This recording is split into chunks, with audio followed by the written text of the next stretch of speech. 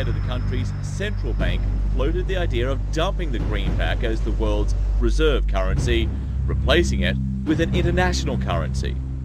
Thousands of people gathered to hear Barack Obama deliver key foreign policy speech on his current European tour. His vision for America's place in a new world order. Returning vets could be a risk to our nation. We've got to give them a stake in creating the kind of world order that I think all of us would like to see. And one of the ways it will drive the change is through global governance. I think a new world order is emerging. This is a hoax and a scam which is designed to transfer wealth and power from the private sector to the government sector and from the government of the United States to a world government.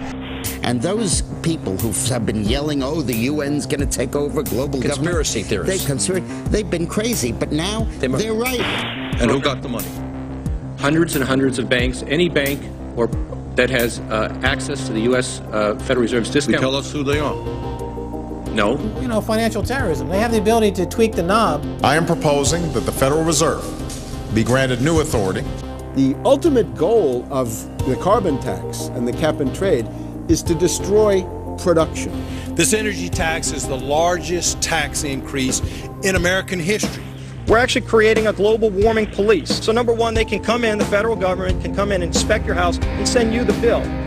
We're setting up a global warming Gestapo. And one of the things that if you talk to our generals, they are desperate for is a civilian counterpart to our military forces. I am fierce. And this is what I wear. Senator Barack Obama's presidential campaign is asking Missouri law enforcement to target anyone who lies or runs a misleading television ad. I've now been in 57 states. I think one left to go. The president, when he was in Europe last week, he met with the king of Saudi Arabia. He appeared to bow. President Obama today proposed something new, something called prolonged detention. Pre-crime is where people are arrested and incarcerated to prevent crimes that they have not yet committed.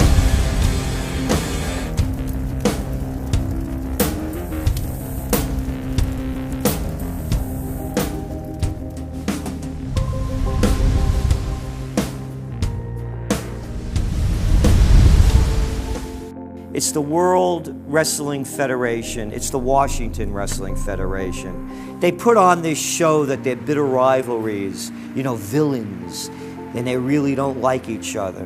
But behind closed doors, they buddy up for a drink and make deals.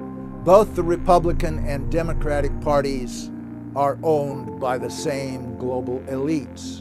And on issues that matter to those global elites, they act as one. They've wrapped themselves in the American flag, and they've talked about preserving American heritage and principles, and all the while they're working to merge us into a new world order where our sovereignty will be destroyed. We'll lose all connection with our American heritage. With Bush, you knew exactly what you were getting. It was there was no iron fist in a velvet glove. It was just the iron fist. Whereas with Obama, you've got the velvet glove and the iron fist. You know, a very sharp guy, very smooth, knows exactly what he's doing. For that reason, far more dangerous than Bush. Well, at the end of last year, I was willing to give Obama the benefit of the doubt. I thought it was premature to write this guy off. But now that he's been in office for a while, it's obvious that he is very tight with the Goldman Sachs and JP Morgan's on Wall Street, and he is extremely compliant and pliant to the wishes of the large banks, going back to what we saw with Robert Rubin under the Clinton administration, changing laws in favor of the banks. And he's not doing anything to stop the banks. He's helping the banks continue to do what they were doing under Bush. So in fact, he's just a continuation of Bush on the subject of markets and finance, which is the most important part of his policy right now. People who voted for Obama wanted real change, and they're getting platitudes, they're getting a lot of nice talk, but nothing in the way of concrete change is taking place. In this town, business as usual. There's one puppet master that controls the left, and there's the same puppet master controls the right. They control the Republican Party, and they control the Democratic Party. This is not a party issue. This is not a left-right issue. The question is, who should government serve? And it should serve the people. In fact, government is just a tool of the dominant minority that uses economics and government law to enforce upon the public various mandates. The right-left paradigm in the U.S. and in U.S. politics is taken directly from the commercial world and the corporate world. In the business world, you have Coke, Pepsi. You have McDonald's, Burger King. You've got AT&T and Verizon. You've got duopolies. And a duopoly gives the illusion of there being some competition and some choice. And it looks a little bit better than a monopoly. So, for example, in Communist Russia, if they had Communist Russia Red and Communist Russia Chartreuse, there would have been the illusion of choice and something akin to democracy in Russia. But they simply said, forget it, we're just going to go with red. In the US, they have this left-right paradigm, which unfortunately, it doesn't take them out of the hard, cold fact that there is no choice. There's no social justice. There's only one choice, which is to supply more rent to the rent seekers who have now taken the whole system hostage. We've seen the limitations on government whittled away. We have seen this erosion to the point where today it seems like nobody does care. And right now in Washington, D.C., we have seen a fall of the republic. If the United States doesn't have its Bill of Rights and Constitution, it doesn't exist anymore. It's just more real estate, more dirt. And that's what these global corporatists want. They want to completely dismantle the Bill of Rights and Constitution, and they're doing that right now. This is the fall of the republic. Our nation is dying. We, the people that live in this fine country, need to stand up, get involved, and take the system back. It's the Bill of Rights and Constitution that we owe allegiance to, not to a political party, and not to politicians that wrap themselves in the red, white, and blue, while at the same time they destroy everything that sacred flag stands for. So in the old days, you used to have this globe that with 180 some odd countries, and a few of those countries had a lot of power, like the Soviet Union, the United Kingdom, and the United States at various times. But today, you might better look at that globe and say that it's surrounded by huge clouds swirling around the planet. They know no national boundaries. They don't follow any specific sets of laws, and these are the big corporations. They basically control politicians around the world because they have all the money, and politicians always need money to get elected or to run their governments if they're not democratically elected politicians. They control the mainstream press, either through outright ownership or advertising budgets. They have massive amounts of lobbyists in Washington that have tremendous influence on our president and Congress. And they really are calling the shots. They form partnerships with the Chinese and the Taiwanese and the Tibetans, or with the Israelis and Arab nations, with Brazilians and Indians, with whatever country and whatever group of people has resources that they covet.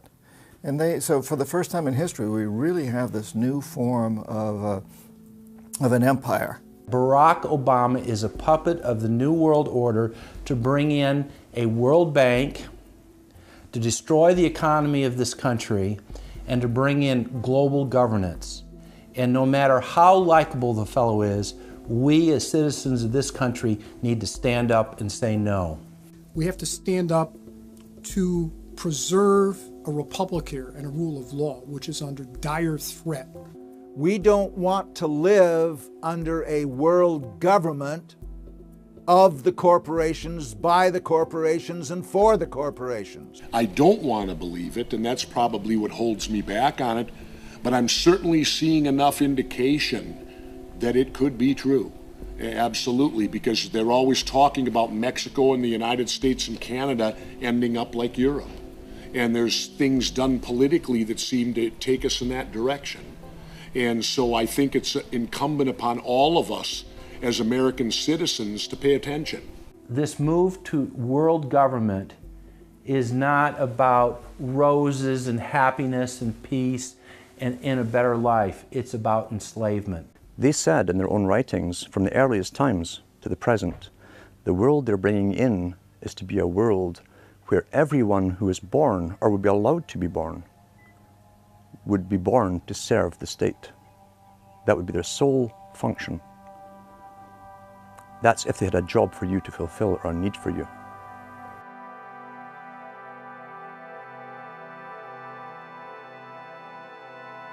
July 4th, 2009. Across the United States, citizens gathered to celebrate the Republic's founding 233 years before. Most people in the crowds were aware that America was going in the wrong direction, that things were changing for the worse. But few could grasp the sheer magnitude of corruption and looting running rampant like a disease through the heart of the nation. The engine of America's greatness is not just its liberties, but the people's willingness to fight to keep them.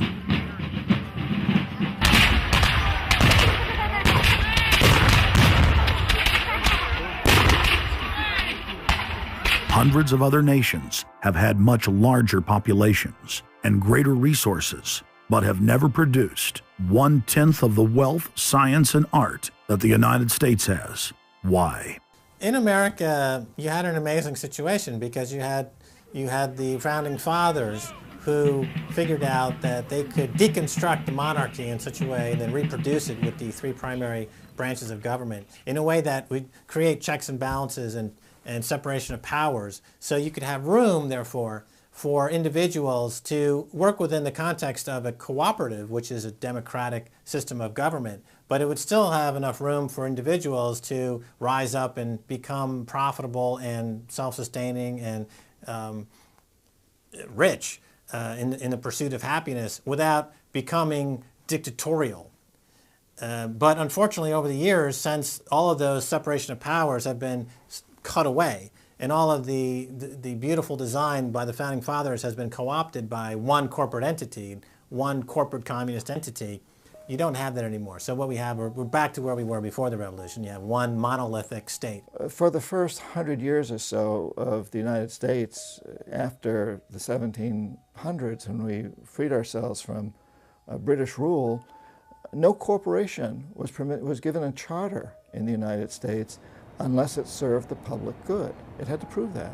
And then its charter only lasted for 10 years, or sometimes as long as the project to build a bridge or a canal or something lasted. But it had to be up for review, and it could only get charters if it was shown that it was serving the public interest. That changed, primarily because John D. Rockefeller kind of bribed Delaware and New Jersey to begin with into accepting a different system where he said, listen, if I pay you lots of money in terms of taxes, etc., I want to be licensed and not have to serve the public good. I want to be able to get around that law. And state after state after state changed at that point. In the United States, our Constitution and Bill of Rights recognizes that individuals have innate freedoms that can never be taken away by any government. For the first time in history, the people were unbound to reach for their full potential, producing and outcompeting every other nation on earth. The rights of free speech, self-defense, private property, due process of law, and many others ignited a revolution in human development that threatened the despotic rule of monarchs and tyrants worldwide. But the corrupt elites had studied history. They knew that great civilizations could only fall from within. They know from previous experience and history that civilizations come and go and dwindle. They know the reasons why they come and go. Isn't the only hope for the planet that the industrialized civilizations collapse? Isn't it our responsibility to bring that about? Morty Strong, founder of the UN Environment Program, from his opening speech, Rio Earth Summit, 1992. Maurice Strong is the man who said that they would never allow another country to rise up as powerful as America. It will never be allowed to happen again. And he said the best thing we can do is to tear down all the factories, all the top commerce of the United States, and level it and give it back to nature. So that was the advice from this character, who has tremendous power at the United Nations and was picked up and groomed by Rockefeller himself. Over the past decades, since the Kennedy assassination approximately, you've had an ongoing oligarchical transformation of virtually every country in the world. And in the United States, it's taken the form of an oligarchical counter-revolution against the reforms of the 1930s, with the Wall Street interest asserting itself as more and more dominant. And once bankers and oligarchs have power, the things that they do, you could call them a policy. You could call it something like a tropism. It's like the way a plant responds. Naturally, since they're oligarchs, they're going to try to downgrade the standard of living of the vast majority of the population. They're going to claim that the world is overpopulated, that industrialization, industrial pollution, and overpopulation are the main problems that face the world. And they're generally going to try to crush and mortify any kind of popular democracy or mass movements with any kind of progressive content. Nations rise and fall.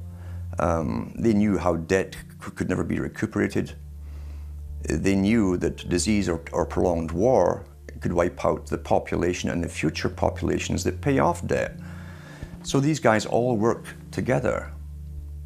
That's why it's no surprise that today you have Lord Rothschild coming out pushing the latest scam or religion that we must all believe in, which is global warming, which his personal bank, his family's bank in Switzerland, will be in charge of.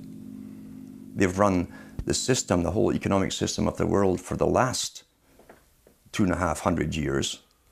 So why shouldn't they also run the economic system for the next few hundred years? The question of a ruling class, oligarchy as a ruling class, is posed by Plato in the Republic, where we find that oligarchy is a constitution full of many evils, where the rich dominate the government by buying it, and the average individual or the poor count for absolutely nothing. Oligarchy is a frame of mind. In other words, if you're a banker, this is already a worldview. It's a world outlook, and it implies the policies that have got us here, right? Malthusian policies, zero growth policies, driving down the standard of living, attempts to wipe out all kinds of mass institutions that might be a countervailing force. This is a scientific dictatorship, which Bertrand Russell said, and the Huxleys said, both Aldous and Julian Huxley said they would bring in the scientifically controlled society. It's not just family planning, which really means abortion and so on. It's global planning, which is literally sterilization and abortion worldwide for the ideal reduced society, and not just across the board, through genetics, through the Genome Project, through the constant IQ testing. Globalization has economically destroyed the world. You've got at least 40 to 50,000 people who die every day worldwide from starvation, malnutrition, and diseases which can be cured for pennies, such as diarrhea. And if you ask one of these Malthusian oligarchs, don't you think that something should be done to raise the standard of living in Africa or South Asia? They'll say, no, we can't do that. That would wound the planet. That would oppress Mother Earth. So that's oligarchy. Class consciousness in this sense is absolutely essential. If you think that bankers are the same as you, you're wrong. F. Scott Fitzgerald once told Hemingway, you know, the rich are different from us. And Hemingway said, yeah, they have more money. And F. Scott Fitzgerald replied, no, it's something much deeper. It's a whole different world. To be an oligarch, to be a Rockefeller or something of this sort, means that you're in a completely different world with values which are the reverse of human values. Now, if you allow the oligarchs to continue to dominate, the destruction of world civilization is a matter of a few decades at the very, very most. So, choose. To force their agenda through, the elites are employing one of their favorite tools, artificial crisis creation, also known as the Hegelian dialectic of problem-reaction-solution. You never want a serious crisis to go to waste. And what I mean by that, it's an opportunity to do things that you think you could not do before. The Earth's ruling elite are first and foremost monopoly men. The founder of the Rockefeller clan summed it up simply when he said, competition is a sin. Rockefeller himself said that competition was a sin. And people quipped at that, thinking it was one of his little jokes. He made many jokes about saving pennies and stuff like this. But in reality, he was telling you a truth, that competition to a man like him, who worked for a much larger organization, competition truly was a sin. And The cartels have been formed ever since, have become much bigger, more powerful. Cartels which can literally command governments, sometimes to go to war on their behalf, have occurred. The economic crash of 2008 and 2009 was an engineered crisis designed to cripple sovereign nations globally to make way for a world currency and a new Bank of the World. China's holding what, 1.5 trillion worth all over the world. They're holding U.S. currencies. They want to get out of them in a way where they're not going to lose on their investments. There's going to be a world currency. There's going to be a new reserve currency. They're going to push it through the IMF. That's going to be the banksters that are going to be in charge of it. It's going to happen, and it's going to happen sooner rather than later. There was also a question to Geithner. Do you think that the U.S. dollar ought to be replaced? And he blew it. He had a moment of candor where he said, yeah, we're considering that. So on that day, the dollar went down 1% within a couple of minutes. Chinese government proposal about a global currency and about the IMF regulations, the new IMF idea about the general agreements to borrow and having a faster ability to disperse to the emerging markets. As I understand this proposal, it's a proposal designed to increase the use of the IMF's special drawing rights. We're actually quite open to that suggestion. Timothy Geithner's comment about global currency is not off the table because it's not off the table and it's going to come. The whole world is ready to bail out of bucks. They just want to do it in a way where they're not going to lose on their investments. That's all that's going on. All the people around the world, the Japanese who have $1 trillion, the Chinese who have $1 trillion, the Saudis have $1 trillion, the Europeans something similar, they're all going to dump it at the same time. The rush for the exits. And that will then create hyperinflation. When America finishes supplying the manpower and the military for standardization of the world into the one system, and they want a secular world society with a hint of greening and Gaia worship for sustainability reasons. America, as they're finishing off this agenda, they'll be pulling the rug from underneath Americans at home at the same time towards the latter stages. When the dollar starts to slide, and this was always the nightmare of Paul Adolph Volcker, who is now sitting in the Obama White House, once the dollar starts to go, there's nothing to stop it. There's no useful way that you can stop it once it begins to gather momentum. So I think we're facing the probability of some form of dollar panic combined with hyperinflation sometime during the Obama presidency. They're now pulling the rug away from under the feet of the people. They're becoming rapidly a non-manufacturing country. Any country that can't manufacture its own goods, even for self-defense, therefore is no longer sovereign, independent, and able to sustain itself, which tells you that this is all part of the plan. It started with the very beginning when you established that there was a Federal Reserve System given the power of the state to create money out of nothing and to do so without any regard to the will of the people, without any regard to what's behind the money system. In other words, strictly political and economic motives for the bankers and the politicians. Once you granted that power to a group, the Federal Reserve System, the economic crisis was inevitable. This has happened before. Every time in history when the government was given the power, or a group of banks in conjunction with the government was given the power to expand the money supply at will, those economic systems always wound up in crisis and always collapsed. So there's no reason to believe that the United States was given some kind of a get-out-of-jail-free card, an exemption from the processes of history. So the economic crisis began at the very beginning, and as a matter of fact, when the founders of the Federal Reserve System met on Jekyll Island back in 1910 and were drafting the Federal Reserve Act, one of the things they discussed was how to pass on the inevitable losses to the taxpayers.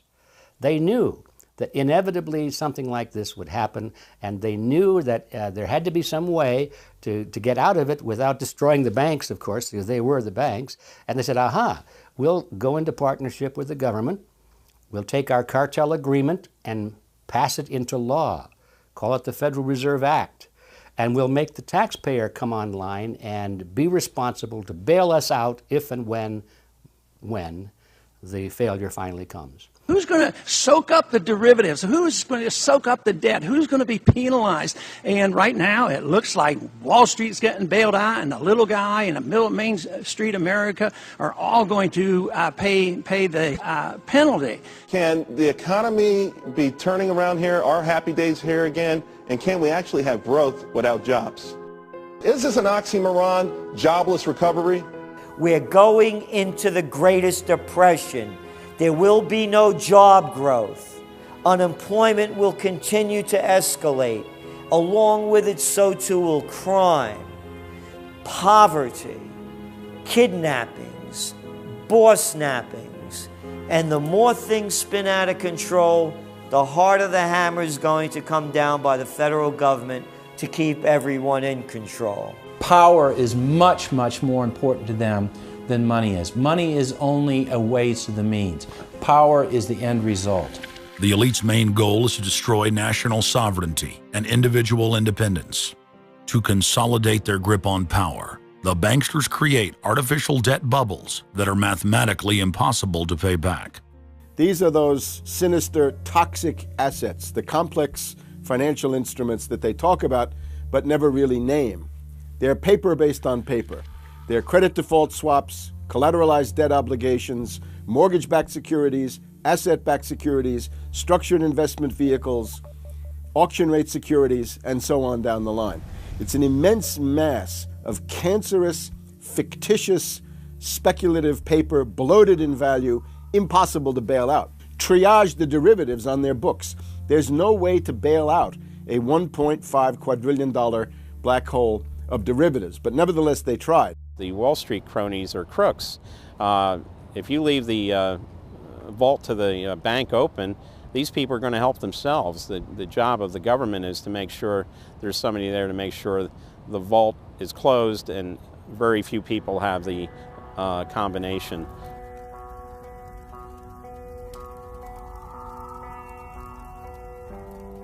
I'm William K. Black, Associate Professor of Economics and Law at the University of Missouri at Kansas City. I was a senior regulator in a number of different positions during the heart of the savings and loan crisis. On a staff level, I led the re-regulation of the savings and loan industry. The purpose of regulation and effective criminal prosecution is to make sure that cheaters don't prosper, that honest manufacturers win in competition. The primary driver of the current crisis is accounting control fraud. These are frauds led by the CEOs of the major lending institutions and major banks and institutional buyers of toxic waste product. How did it start? It started with mortgages, particularly non-prime mortgages. In September of 2004, the FBI warned that there was an epidemic of mortgage fraud, their words, and that this epidemic of mortgage fraud would cause an economic crisis at least as large as the savings and loan debacle if it wasn't stopped. The FBI found that 80% of the mortgage fraud was being induced by the lenders, not by the borrowers. You know, much of the rage has been against the borrowers, but if you want rage, it should be at the CEOs who became fabulously wealthy by following a strategy based on fraud. The Wall Street people and their friends here at the Federal Reserve and at the U.S. Treasury and down the Washington Mall here at the U.S. Capitol. That's where the damage was done, and if people want to vent their anger, they need to vent it against these people. Between the Bush-Paulson administration and the Obama, Summers, Geithner, Volcker administration, there's really a total continuity of economic and financial policy. Geithner was on board at the Fed, the New York Fed, dealing with all these institutions. He didn't get it. And then we had this fellow who came up afterward, Mr. Friedman. He was on the Goldman Sachs board, and he didn't last too long as a Fed chairman. Why? Because he had a conflict of interest. Is it possible that there's so much conflict of interest here that all you folks don't even realize that you're helping people that you're associated with, and you should be recusing yourself for America's ethics? I behaved with the... You don't think you should have recused yourself when you asked Lehman to go in bankruptcy, you didn't put Bear Stearns in bankruptcy, and then you folded Merrill Lynch into... I mean, isn't there some point where you got to say, hey, I got a conflict of interest here? You don't feel any kind of scintilla of ethics on this thing at all? Totally. I operated very consistently within the ethic guidelines I had as Secretary of the Treasury, and when it became clear that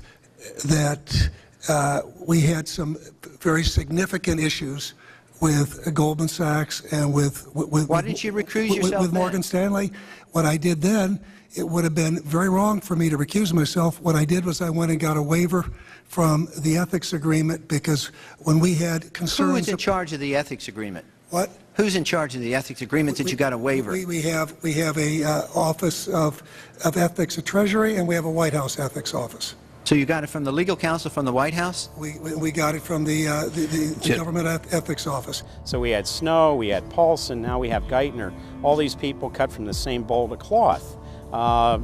These are not independent Treasury secretaries. They're part of the problem, not part of any solution. And it would have been nice to see President Obama effect some change in Treasury, but of course, he went and got a Wall Street insider as his Treasury Secretary.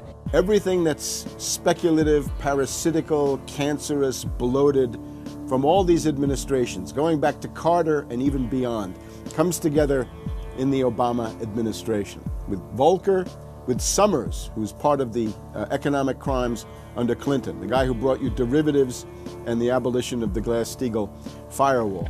You could not have gotten a more perfect setup for a takeover from a previous government, the Bush regime, than the Obama regime. Now, there are some authors out there already saying that it's the same bunch, and it's true. It's the same bankers who put the same boys forward. Obama, far from helping the public and giving them something new or giving them more power and say over their own affairs, has actually sided immediately with the bankers who once again have robbed the public blind, and now they must get bailed out by your tax money.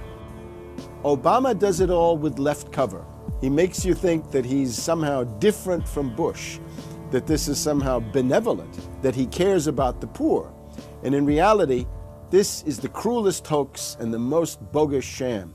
Obama is 1,000% devoted to Wall Street interests. When Wall Street says jump, Obama jumps. And again, it's about $30 to $40 for the bankers for every dollar that ever reaches an unemployed person or somebody who's on food stamps or some infrastructure building for highways. The hope with the Obama administration was that it would move us beyond this. But unfortunately, what we're seeing more and more is that Obama has brought in many of the economists who bought into the system in the past. Larry Summers is a very good example. And so many of his economists, many of the people there, you can really almost at this point relate Obama to Hoover, who did something similar in his presidency, as opposed to Franklin Roosevelt, for example, who brought in a very fresh team. So the concern here now is that Obama's falling into this trap of bringing in the same people who put us in the position that we're in today, and other people who buy into the same theories that brought us here, this mutant form of capitalism. Presumably what most politicians want to come in is say, hey, the problems of the past, they're due to the old guy. And I'm cleaning house, and I'm going to bring in a new team, and don't blame us for the things we've inherited. Can't say, you know, those policies of the past that came before were insane, because you got the guy that was one of the key architects of those policies. People need to stop having allegiance to their political party. They need to have allegiance to the Bill of Rights, the Constitution, and what has made our republic so special. The basic human rights and dignity that every citizen of this country inherently has. Not because it's some right given to us by government, but because our Bill of Rights, our Constitution, enshrines that these are inalienable rights given to us by God, that we inherently have as sentient, free, conscious beings. But instead, the public cheers on the Republicans as they win, or cheers on the Democrats as they defeat the Republicans. It's an endless, staged, gladiatorial event, special interest own both parties, and they project this false left-right paradigm up as like a movie screen. And behind that, behind the throne, the establishment is able to control our society and engineer it into this high-tech police state. If you try to let the finance oligarchs who created the crisis turn around and say they're the doctors who are going to get you out of the crisis, they will dig you deeper and deeper into the bottomless abyss of world economic depression, financial collapse, and disintegration. The Democrats have really done more to destabilize the American economy and to help the big banks on Wall Street than the Republicans have done. I would imagine that the Republicans know a little bit more about finance and markets enough that when someone like Goldman Sachs asks the Congress to change laws as they did in the 90s to do away with position limits on the futures contracts, the Republicans would have said, no way, that's completely inconsistent with any notion of a fair market. But the Democrats, I have a feeling, are just not financially literate enough to say no. And I think that Goldman has very shrewdly positioned themselves with the Democrats, because the Democrats typically, like many NGOs that I've run into, they seem to have a complete inability to comprehend these issues of markets and finance and how it relates to social justice. So under the Democrats, we also saw the repeal of Glass-Steagall. Glass-Steagall said there's an inherent conflict of interest between the commercial banking side, which is the lending side, and the investment banking side, which is taking an ownership position. And we have to end this conflict of interest by separating these two entities. You can have investment banks and you can have commercial banks, but they have to be separate. Do you think that the repeal of Glass-Steagall was a tragic mistake? No, I don't think so. You could be a commercial bank like Chase Manhattan, or you could be an investment house like J.P. Morgan, or a bank like Bank of America, or an investment house like Merrill Lynch. But you couldn't be both. And as the 90s went on, the screaming hyenas of Wall Street were demanding that this prohibition, this regulation, be abolished. This was an illegal and inappropriate form of casino. The derivatives were being used and they were being unregulated, and the people were getting 30 to 1, 40 to 1, 50 to 1, and sometimes 100 to 1 profits on the way up. And remember, derivatives are a zero-sum game. So there's nothing there. It's not like a piece of stock in General Electric or Ford or something like that where there's supposed to be some value. Derivatives have no value. But the very people, Summers and Gettner and all the people at Goldman Sachs and J.P. Morgan who created these things, made not millions or billions, but trillions on the way up. And now that these things are crashing, the very same folks are now put in charge of regulating these things and in charge of the bailout, and they are giving money to the very rascals that created this problem, took the profits. The problem cannot be fixed. And this is on Obama's watch right now. You have so many different schemes and mechanisms at play. It's sort of like after there's a blackout, you know, people in some parts of the country have been known to loot the local stores. You know, they go in, they grab the televisions and they grab the stereos. And basically that's what the Wall Street gang has done. They've just engaged in this massive looting of money from their own companies and now from the U.S. Treasury. There was a lady called Brooksley Born. She was the head of the Commodity Futures Trading Commission under Clinton. And she said, look, we have these derivatives. Why don't we at least make them reportable so we know how many there are and where they are? And she writes in a biographical account, she said, I picked up the phone and Larry Summers was screaming at me that I was interfering with the wonderful inventiveness and ingenuity of Wall Street and their ability to come up with new financial products, such as these derivatives. Brooksley Born was the chair of the Commodities Future Trading Commission, CFTC, which regulates many financial derivatives. And she said there's a grave danger out there in the form of these credit default swaps.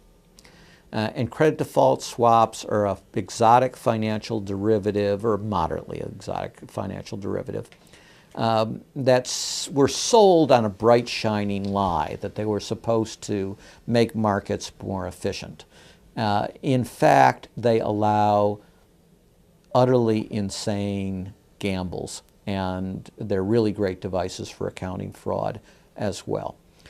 She actually says, I'm thinking of adopting this regulation. The Clinton administration goes berserk, and in particular Larry Summers, but also Rubin. Now behind Larry Summers, there's another layer.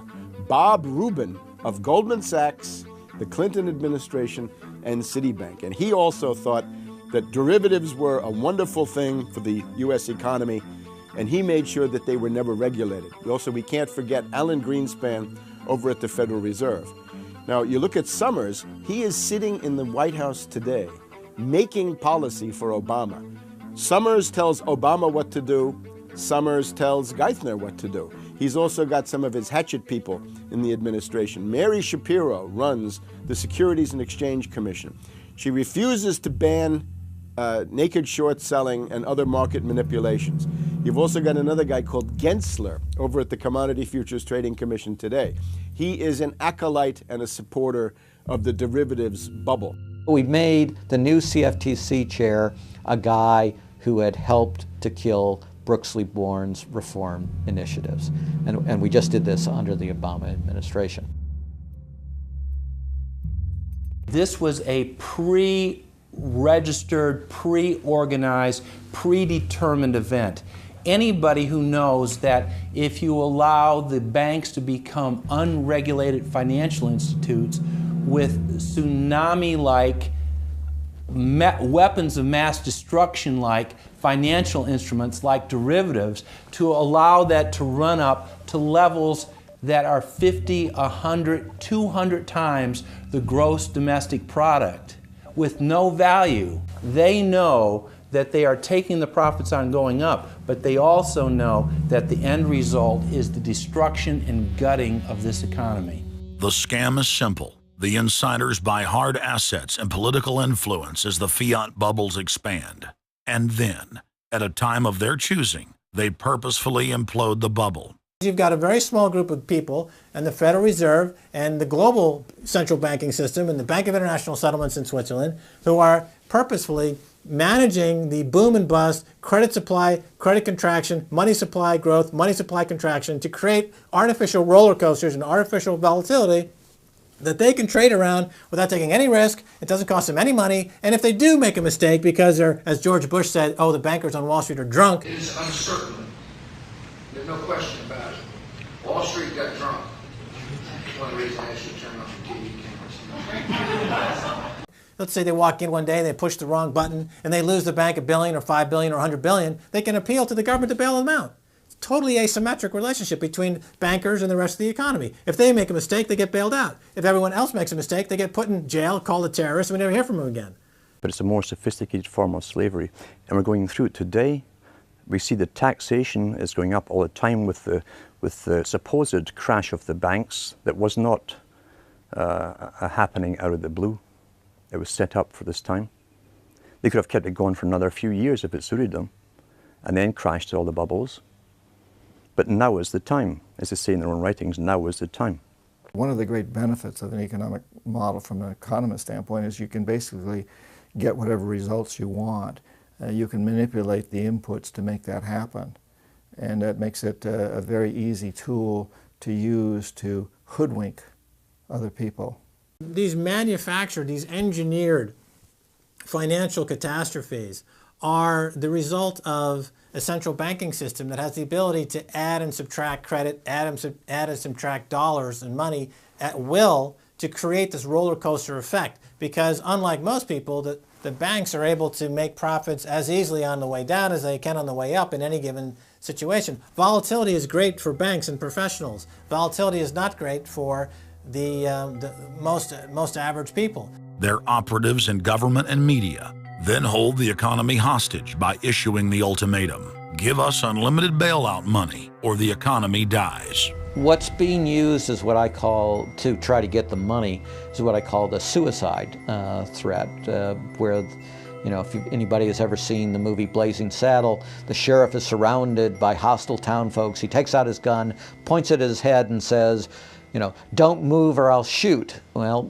that's what the big banks are saying. You know, give us unlimited cash or we'll die. And if we die, you'll die because we're too big to fail. It is a false flag attack because Hank Paulson will get up in front of Congress and say, we need $700 billion because that thing, that existential threat, the market is attacking us and we need this handout to fight Mr. Market. Mr. Market is out there. We need to fight Mr. Market. It's an existential threat.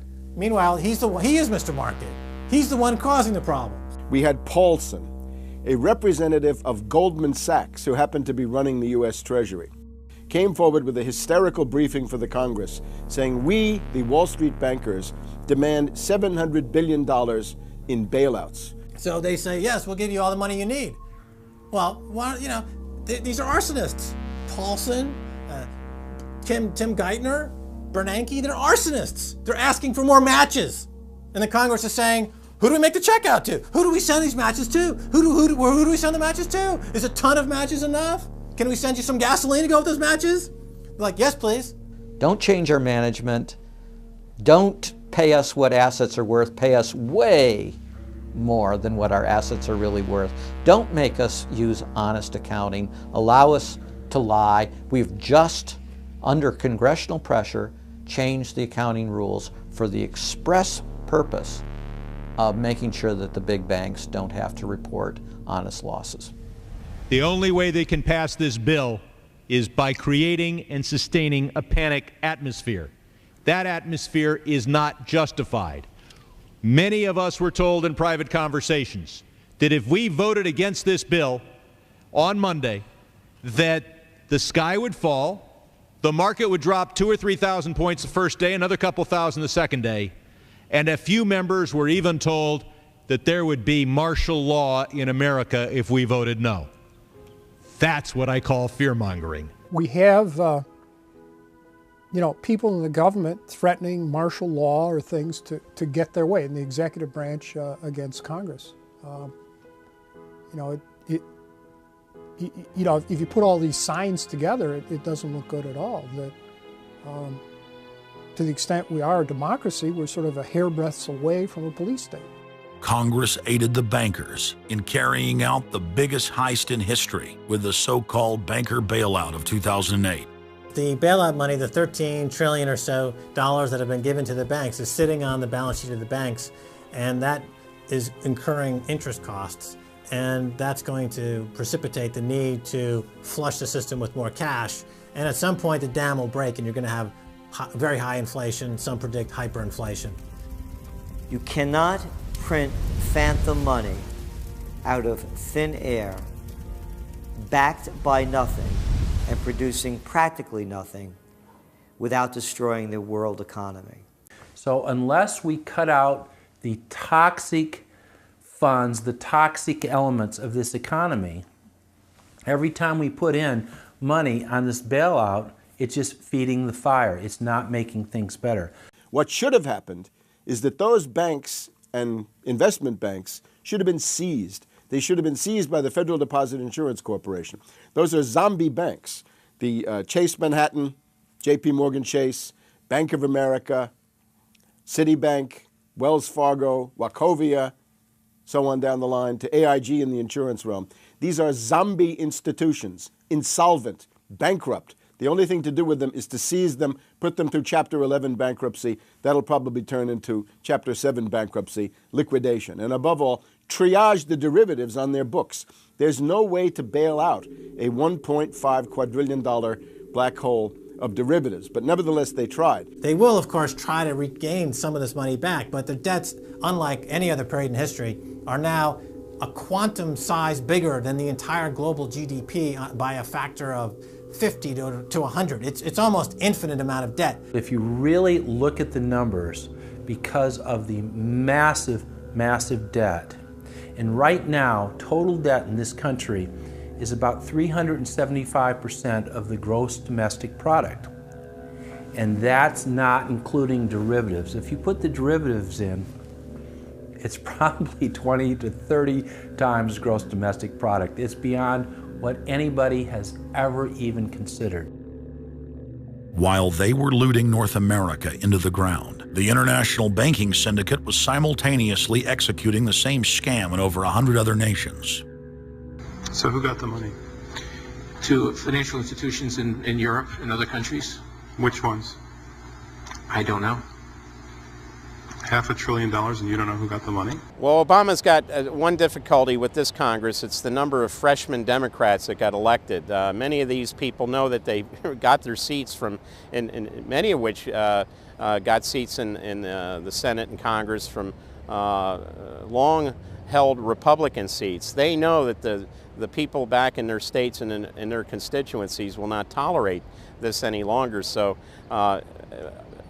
up against the Republicans and the blue dog Democrats are these freshman congressmen, Democratic congressmen and senators, and they're not, they don't seem like they want to go along with the program. So if there's any hope, it'll come from these freshmen. The Constitution says no money shall be drawn from the Treasury but in consequence of appropriations made by law. This money is not drawn from the Treasury. Well, let's talk about that. Do you think it's consistent with the spirit of that provision of the Constitution for a group like the FMOC to hand out $500 billion to foreigners without any action by this Congress? Congress approved it in the Federal Reserve Act. When was that? Quite a long time ago. I don't know the exact date. 100 years ago? The original act is 1914, I believe. I don't know whether this provision was in 1914 or not, but the Federal Reserve Act was in 1913. All right, and at that time, the entire gross national product of this country was well under $500 billion, wasn't it? I don't know. Is it safe to say that nobody in 1913 contemplated that your small little group of people would decide to hand out $500 billion to foreigners? What the bailout legislation really did was give a blank check backed up by U.S. taxpayers to offshore megabanks. Of course, Congress has oversight. If you read the Constitution, our founders were very clear. Anything to do with taxes and money is put into the hands of both houses of Congress together. Both houses of Congress together must approve it. Because it's a buck, because that's why we fought the revolution. Taxation without representation was part of it. Foreign banks, Société Générale of France, about 10 billion for a French bank. Deutsche Bank of Germany. Did Deutsche Bank need the money? How much did they get from the bailout? Well, they told us they got $12 billion from the bailout. And Barclays Bank of Britain, $10 billion. So you're up to almost $50 billion to bail out a series of foreign banks that were derivatives counterparties of AIG, plus Goldman Sachs. This is the biggest swindle, not only in the history of the United States, this is the biggest swindle and transfer of wealth in the history of the Western countries.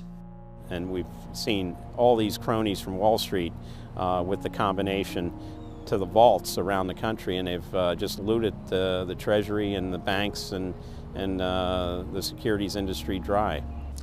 This is by probably an order of magnitude the biggest fraud in history. Over the next 10 months, $23.7 trillion was stolen from the U.S. Treasury. The gentleman from North Carolina, Mr. McHenry. Thank you, Mr. Chairman. And the tune of $23.7 trillion worth of taxpayer exposure for the bailouts is quite striking. The calculation right now is that with Obama, we've got $24 trillion as a line of credit available only to Wall Street banks, insurance companies, credit cards, mutual fund companies, and others, but only financial institutions. $24 trillion of money from the Federal Reserve, from the Federal Deposit Insurance Corporation, and from the Treasury in the form of the bailout of October 2008. The Federal Reserve, the private holding company for the offshore banks, arrogantly told Congress and the American people that it was none of their business what the private banks did with the people's money. One very interesting exchange. Senator Bernie Sanders of Vermont asking Bernanke, we have given upwards of $2 trillion to various financial institutions. You've got to tell me, where did the money go? And Bernanke simply stonewalls and says, I won't tell you. And who got the money? Hundreds and hundreds of banks. Any bank or that has access to the U.S. Federal Reserve's discount. You tell us who they are. No. Do you have to be a large, greedy, reckless financial institution to apply for these monies? There is no subsidy. There is no capital involved. There is no gift involved. It is a collateralized, short-term liquid loan that is both over-collateralized and is recourse to the company itself. We have never lost a penny doing it. And how can other institutions get those loans as well?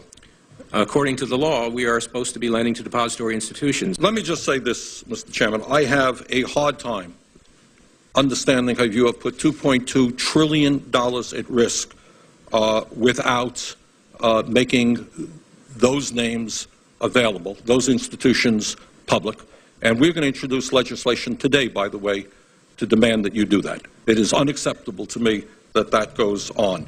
Behind me, the Federal Reserve is probably the least transparent agency in the federal government.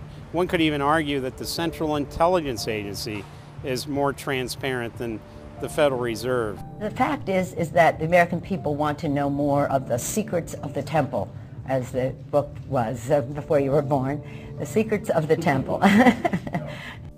The Fed, as you know, is just a monopoly by the bankers. This is simply putting the foxes in charge of the henhouse. Personally, I'd be in favor of Congress just nationalizing the Fed and getting the bankers out of there. They're just stealing from the American people. Put it directly in the hands of Congress and let Congress decide, rather than this cabal of bankers deciding their own rates of profit at the expense of the American people. Since the Federal Reserve's creation in 1913, patriots have labored tirelessly to alert the American people to the true nature of the Federal Reserve. Throughout its 90-plus year history, most Americans falsely believed that the Federal Reserve was a government agency. But today, scientific opinion polls show that the vast majority of the public is aware of the fact that the Federal Reserve is a front company for an offshore private banking cartel that dominates not just the United States, but almost every other nation on Earth. It's never been written about in any book that I've found as to who gave these guys the authority or permission to be the international bankers for the world. Why would you even need international bankers? Why would any government agree to use them? Why would you need to use them? Why can't any country create its own money? It tells you there was already an existing superstructure already in existence maybe 200-300 years ago, to give these guys permission to somehow be the overlords of all money for all countries. Polls also reveal that 75% of Americans demand a public audit of the secretive organization. By the summer of 2009, Congressman Ron Paul's bill to audit the Fed had gained more than 280 sponsors in the House. But the private Fed's high-powered lobbyists were able to block a vote on the bill in the Senate. That only piqued the public's interest. I have another amendment. I have been informed that the majority plans to block consideration of this amendment, which is number 1367, regarding the transparency at the Federal Reserve. Madam President, I'd like to call up Amendment 1367. Without objection, the clerk will report. The Senator from South Carolina, Mr. DeMint, proposes amendment number 1367. Senator from Nebraska. I make a point of order against the DeMint amendment that it's legislation on appropriations. Madam President? The point of order is well taken. The amendment. I regret the objection. The amendment falls. The people began asking themselves, why couldn't there be an audit of the Federal Reserve? The Fed has never once been audited. In the whole period of time, in the almost 90 some odd years that the Fed has been around, the most powerful agency and independent agency, it has never once been audited. This is an absolute crime against the freedoms of this country.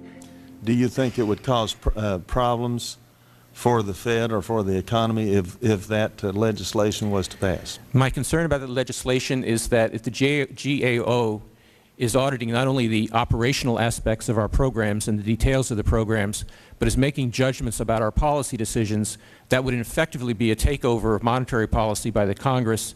Is that your position, that this bill, if it were to be passed, would interfere directly with interest rates, setting interest rates? If we were to raise interest rates at a meeting and someone in the Congress didn't like that and said, I want the GAO to audit that decision, wouldn't that be viewed as an interference? I wouldn't think so. This is just reviewing it, and you can do what you want.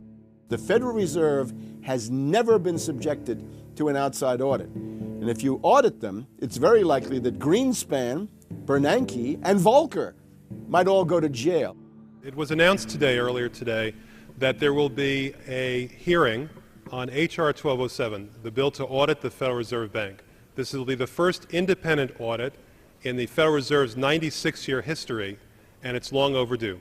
Months ago, I asked the Vice Chairman of the Federal Reserve who received the $1 trillion in funds that the Federal Reserve has handed out to domestic institutions. He said, I'm not going to tell you. And then more recently, the Chairman of the Federal Reserve, I asked him who receives the $500 billion, we're talking about $500 billion, that the Federal Reserve handed over to foreign central banks. Who did they disseminate that money to? And he said, I don't know. $500 billion, and he doesn't know. It's long overdue. We need to audit the Federal Reserve, and I'm happy to say that we're going to have a hearing on that very soon.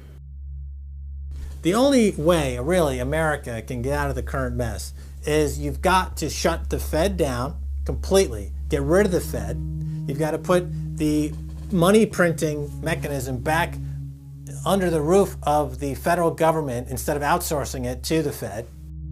Why were the bank's front men, Alan Greenspan and Ben Bernanke, all over the news saying that they were above the law? What is the proper relationship, what should be the proper relationship between a chairman of the Fed and a president of the United States? There is no other agency of government which can overrule actions that we take. What the relationships are don't frankly matter. A grassroots movement demanding that the private Federal Reserve be nationalized exploded in size across the country. The momentum had shifted. Now the arrogant central bankers were the ones running scared. They had planned to use their stage crisis to bring in an all-powerful central bank of the world. Immediately, every country goes into action at the same time. The International Monetary Fund is mentioned at the G20 meeting. They say that it must be brought to its full power, and we need a Bretton Woods Part 2 for world taxation. What is global government? For decades, the media denied it existed. But now they're saying, oh yes, there's going to be a global government, a new bank of the world, and we're going to pay our carbon taxes to it. What is it? It's nothing more than a private, hostile, corporate takeover of every sovereign nation on earth. And then when you look at the philosophy of these global corporate chieftains, it is one of domination of the poor, domination of the population. It is a view that human life just isn't cheap. No, human life is a negative. And so no matter what they do, they have the rationale that it's in the greater interest to get rid of more human lives. They are so arrogant and they're so sure of themselves, they're saying, yes, we created the European Union, we created the Euro, and these are from the people of the Bilderberg. We are going to create a World Bank. We're going to create a world government. They're saying it out loud and clearly. Suddenly, across the planet, their regional front banks had been identified by sovereign populations as the illegitimate shadow governments that they are. The controllers had moved too quickly and revealed their hand. Populations around the globe were seeing through the establishment's facade, past the puppet governments, and to the global architects that were pulling their strings. Where are the American people? Why have they lost their dignity? What is stopping them from speaking out? Why have they become little mice that follow Pied Pipers? How can they look up to these pathetic politicians? Go sit down. I have a question for this young man. He has the right to be represented. I'm his father, and I want to talk to you face to face. Crooked door. Why not a lobbyist with all kind of money to stuff in your pocket so that you can cheat the citizens of this country? So I'll leave, and you can do whatever the hell you please to do. One day God's gonna stand before you, and he's gonna judge you and the rest of your damn cronies up on the hill. And then you will get your just desserts. As the public begins to awaken to the fact that Barack Obama has cold-bloodedly betrayed the pledges he made to the American people, the establishment media and Democratic leaders have invoked the tactic of divide and conquer. I think they're astroturf. You be the judge of carrying swastikas and symbols like that to a town meeting on health care. An overwhelming portion of the intensely demonstrated animosity toward President Barack Obama is based on the fact that he is a black man. Desperate to ram their agenda through, they have played the race and class cards. You start to wonder whether, in fact, the word socialist is becoming a code word, whether or not socialist is becoming the new N-word. When I heard people going after the First Lady and the number of staff people they have, it sounds racist to me. It is essential that the establishment play the population off against each other, along the lines of Republican, Democrat, liberal, conservative, black and white. As long as the people are fighting with each other, they can never get together and remove the corporate dictatorship that has criminally seized power through the national security state. Just as George W. Bush betrayed his foolish followers, so must Obama, because his only allegiance is to his offshore masters. President Obama today nominated Ben Bernanke for a second four-year term as Federal Reserve Chairman. The president called his actions on the global financial crisis bold and out of the box. As an expert on the causes of the Great Depression, I'm sure Ben never imagined that he would be part of a team responsible for preventing another. But because of his background, his temperament, his courage, and his creativity, that's exactly what he has helped to achieve. And that is why I am reappointing him to another term as chairman of the Federal Reserve. So Obama has made it quite clear by his actions, never mind his words, his actions, as to who owns him, who he works for, and who he serves. And it's not the American people. It is so obvious to anyone paying attention that the President of the United States is not the real person in control. Whether it is Gerald Ford or Jimmy Carter or Ronald Reagan or Clinton or Bush, Obama is no different. And to think that he is an independent figure is just crazy. And as Franklin Delano Roosevelt said, presidents are selected, they are not elected.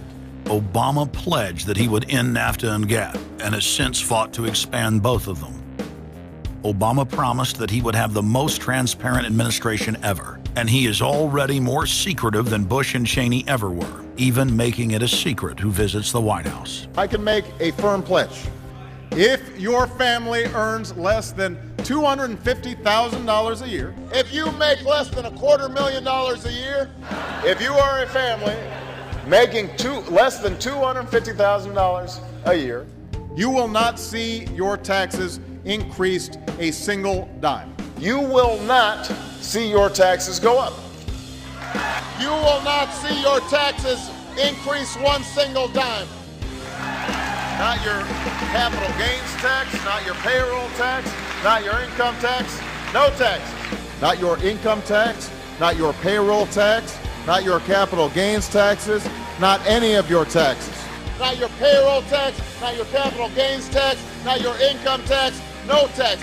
Your taxes will not go up. Because the last thing you need is higher taxes when we're in a recession like this, and you won't get one under an Obama administration. Obama made the centerpiece of his campaign the pledge that taxes would not be raised on anyone making under $125,000 a year.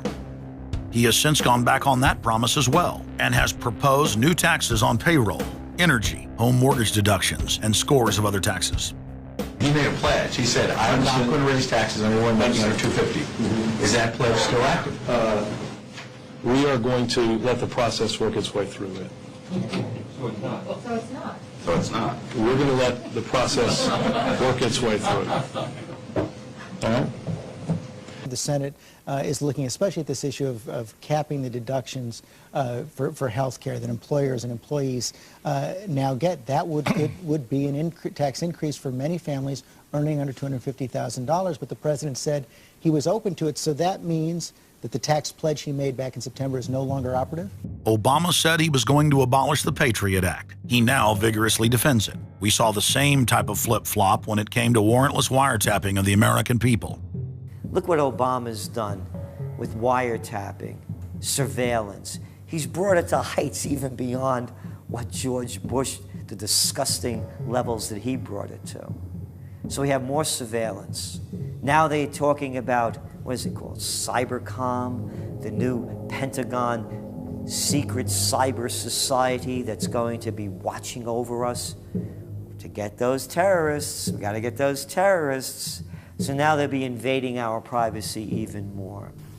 So, I mean, it really almost makes you ask the question, would it have been better if we never invented the internet and had to use paper and pencil or whatever? Now Obama is setting up the Cybersecurity Command, which the government admits completely ends the Fourth Amendment and allows President Obama to shut off the internet in the United States whenever he wishes.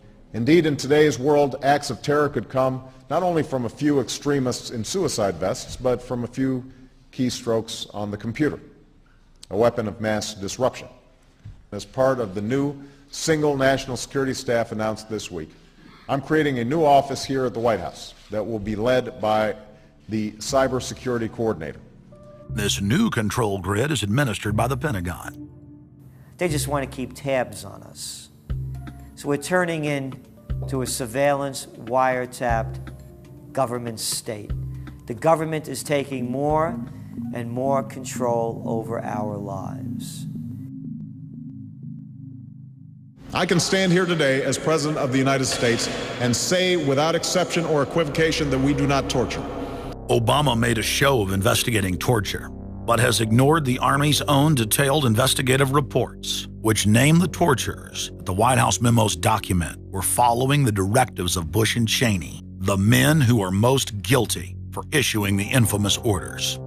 Some low-level soldiers have been prosecuted for their role at Abu Ghraib, but no senior officer has been held accountable in any of these cases to date. Heidi?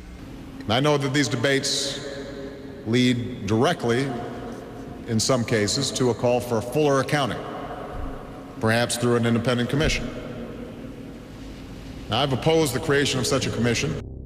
Next, Obama expanded Bush's doctrine of indefinite detention of foreigners without trial to holding citizens without evidence indefinitely, without ever even committing a crime.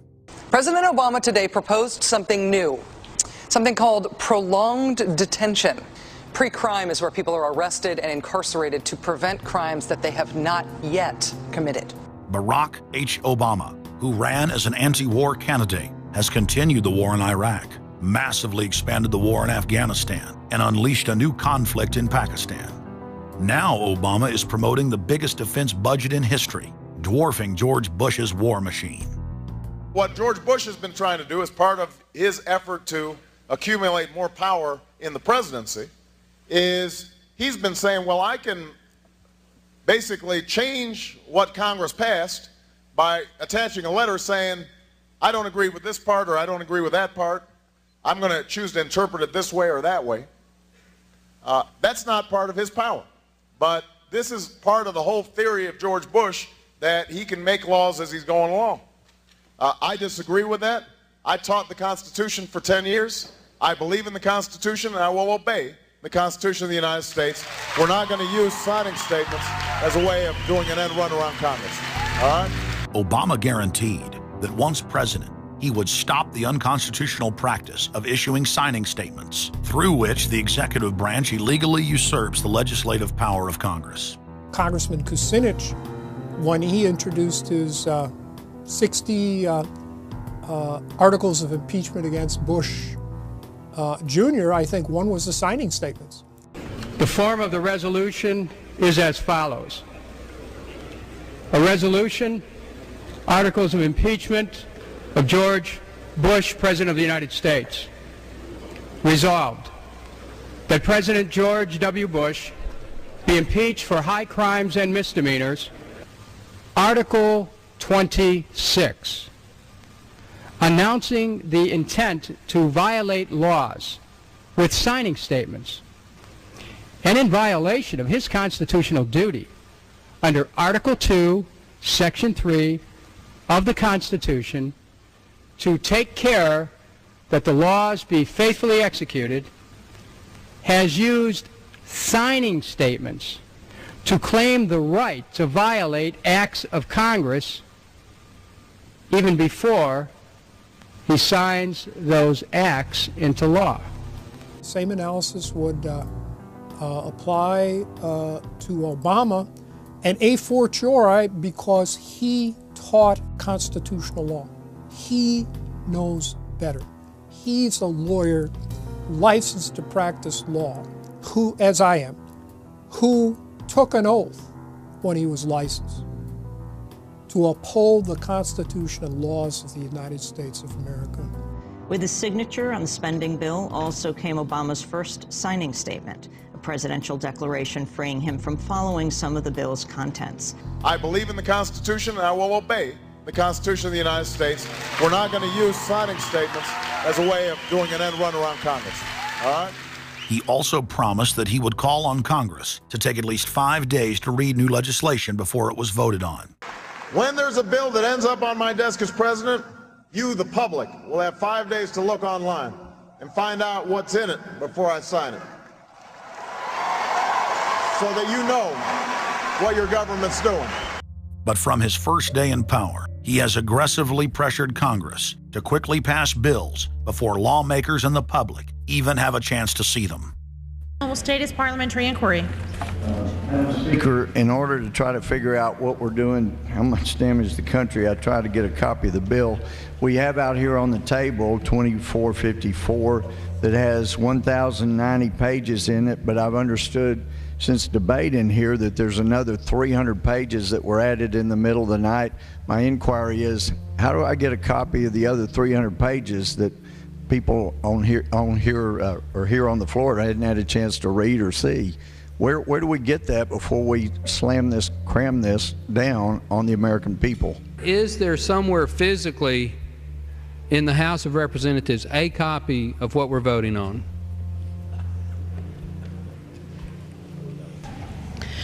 The gentleman has not stated a parliamentary inquiry that the chair can answer. Mr. Speaker, I have to say that I am outraged. Here we are getting ready to vote on a piece of legislation, and we haven't even seen 300 pieces of this legislation. No one can even find the bill or even knows where it's at. Obama swore that he would never put lobbyists or donors in his administration. Treasury Secretary Timothy Geithner appointed Mark Patterson, and this is a former top lobbyist for Goldman Sachs, as his chief of staff. And then last week there was a lot of buzz over William Lynn. He was appointed to the #2 position at the Defense Department. William Lynn, also a former top lobbyist for Raytheon, which is one of the 5 largest defense contractors. He has now broken all previous records by cramming his administration full of contributors and lobbyists who openly write legislation being proposed by the White House. There's a good reason Obama doesn't want to give the people or Congress any time to read the bills. I'm still needing a copy of the other 300 mysterious pages that we don't get to see here. Shortly after the 2008 election, Vice President Joe Biden confided to top supporters that it was essential that their program be implemented at lightning speed. Because their agenda was so unpopular, they knew Obama would lose support quickly. Obama's handlers were in a race to pass a raft of legislation before the people discovered that Obama was just a slicker, updated version of previous puppets. Obama is the New World Order's closer. It's his job to repackage and solidify the tyrannical policies of George W. Bush as progressive and trendy. So part of my job, I think, as president, is to make government cool again. Chris Hedges, author of Empire of Illusion, explained it succinctly. President Obama does one thing, and Brand Obama gets you to believe another. This is the essence of successful advertising. You buy or do what the advertiser wants because of how they make you feel. Through Obama, the global establishment are now putting their entire program into high gear. Obama is attempting to dismantle the Second Amendment with more than a dozen victim disarmament bills now in Congress. The key is going to be, I think, for us to come together and say people do have an individual right, and there's nothing wrong with common sense gun laws. Hate crime and cyberbullying bills in the House and Senate would effectively criminalize free speech protected under the First Amendment. It is absolutely true that NAFTA was a mistake. A senior member of the Obama campaign called the Canadian government within the last month to say that when Senator Obama talks about opting out of the free trade deal, the Canadian government shouldn't worry. The operative said it's just campaign rhetoric and don't take it seriously. Campaign officials called the U.S. ambassador to Canada and say, don't worry, it's just campaign rhetoric about NAFTA. The Canadian government put out a statement indicating that this was just not true. So I don't know who the sources. It wasn't true. Amid all of the denials, sources at the highest level of the Canadian government who first confirmed that a call was made, late this afternoon reconfirmed that a call was made. President Obama is promoting the creation of a North American Union and is attempting to expand NAFTA and GATT. President Obama is pushing nation-ending blanket amnesty for more than 20 million foreign aliens living illegally inside the United States.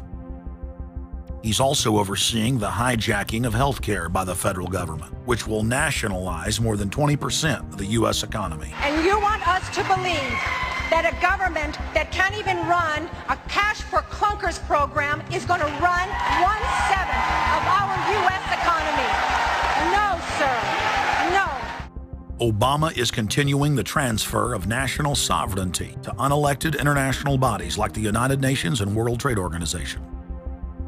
And most important of all, under the cover of banking reform, Obama wants to hand dictatorial power over the United States economy to an offshore private banking cartel known as the Bank of the World. Richard, what happened to all those threats from France's president about storming out and about having a global regulator who is going to reach across borders and be able to deal with markets no matter what country they were in? They have opened up the idea of there being some form of other regulator across countries, and I think that's going to come back. So is this some sort of new world order, which Gordon Brown kind of alluded to? I think a new world order is emerging, and with it the foundations of a new and progressive era of international cooperation. The finance heads of the 20 industrialized nations met again in late September of 2009 at the G20 summit in Pittsburgh, Pennsylvania.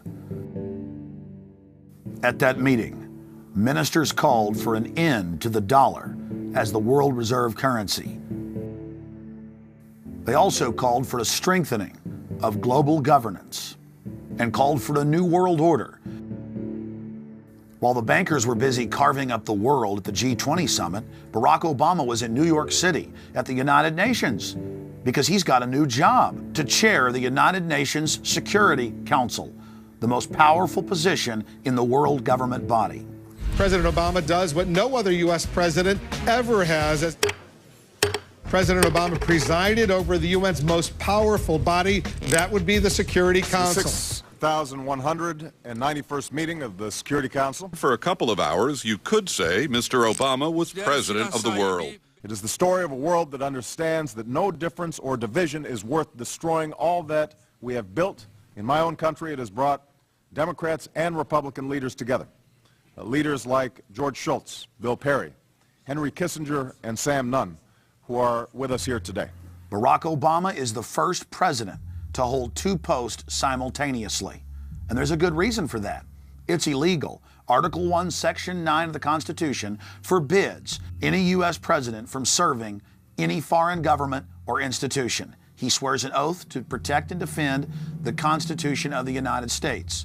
But now Barack Obama has sworn allegiance to the global government and the United Nations that he heads up. Let that sink in real good. Barack Obama now heads the United Nations Security Council.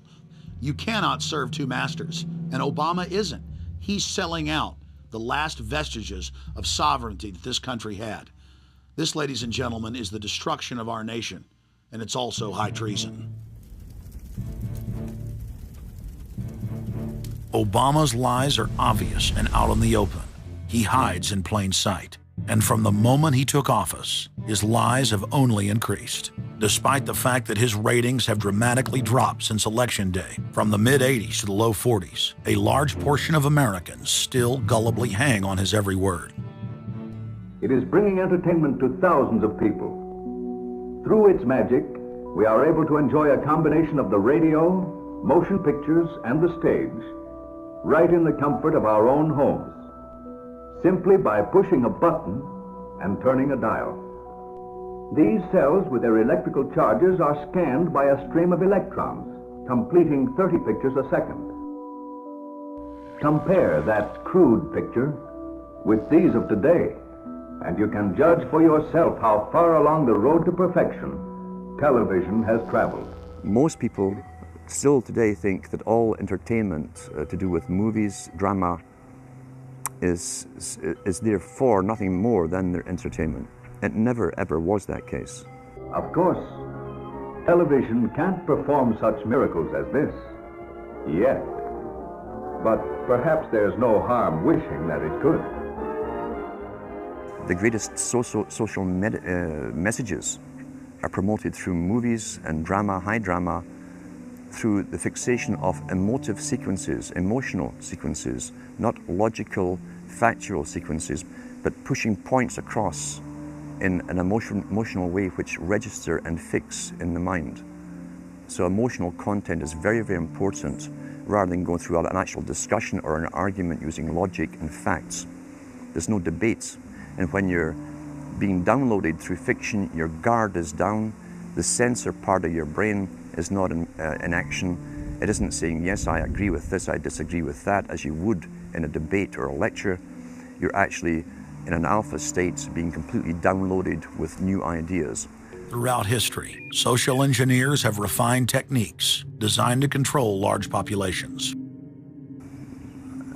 About 100 years ago, this big organization with many branches, they wanted to rule the world basically using Britain as a nucleus of a system, an embryo, which also was going to be joined with the US under the Anglo-American establishment, wrote about the kind of culture and the changes of culture over a 100-year period that they would actually design, implement, and bring in. And H.G. Wells talked about it too. He talked about arenas. He says arenas could be put up across the world for sports, for instance. Now at that time, sports was something that children, school children were into. Adults became adults and got onto adult things. So it was unimaginable at the time that people could actually believe that There was even a need for adult sports and entertainment, never mind having arenas built across the world. But he said we can do this and foist basically a sports culture for the males. Using a tribal system, we're all tribal to an extent. That's why we even bother to vote for a tribal leader. This is well understood. That's why we're supplied with these leaders. And because the average man was to become more disengaged from his own destiny, as the expert class arose, it was decided that the males would get their outlet, basically, gradually becoming helpless as males through sports. Therefore, they'd have a tribal team they could identify with. They could cheer them on as they were winning. In their own personal lives, they were getting nowhere. They were getting disenfranchised, in a sense, as experts took over decision-making for them in all kinds of fields. So this was psychology at use, planned before they even implemented the sports. When radio came along, of course, they used that to the maximum. Sports for the men, soaps basically for the women. And then in came television, as I say, with its alpha state, its hypnotic state. And sure enough, around the 1960s, really, 50s and 60s, it took off. It really, really took off. And men became glued on Saturday nights to the sports shows. A culture industry, which is called by its own the culture industry. The Soviet Union had a department called the culture industry. Their actors and directors were called the cultural leaders, because they would, like a computer, people are like computers, all you have to do is keep giving them new updates every so often, and you can change an entire country or a nation or a block of nations who are all getting the same upgrades at the same time along certain paths. Today we call it political correctness. Most people want to belong to their peer group. They want to be the same as everyone else when it comes to opinions. In fact, they judge their own personal sanity by bouncing ideas off their neighbors and friends who will answer back and agree on these same topics in kind. It doesn't matter if the topics or what you're given are facts or utter nonsense, as long as everyone agrees at the same time. You'll say, well, I'm sane, and your friends will all agree because they've had the same information given to them. But they've been programmed, and I'm sad because I know that it's hard for people like that to take an interest, a serious interest in world affairs, to take a serious interest in what their elected officials are doing. And they're not going to be really inclined to study or discover the deception that's being used against them. And so I'm sad because I see all of that in a flash in my mind as being an indication of how easy it is for the masses to be manipulated. The scientific dictatorship understands what makes human beings tick. They understand our psychology. They've studied it, and they're using it against us. But the minute the public awakens to the fact that there is an agenda to manipulate them, and the second the public realizes that they are being conditioned and controlled, the establishment begins to lose that edge they've got over people. So all I ask viewers to do is to think for themselves and to study public relations, to study advertising, to study propaganda, and to realize how much of it is out there in their daily lives. And then make the decision for yourself. I just want people to think on their own and to not have their decisions and their thoughts and their ideas pre-packaged and basically downloaded into them.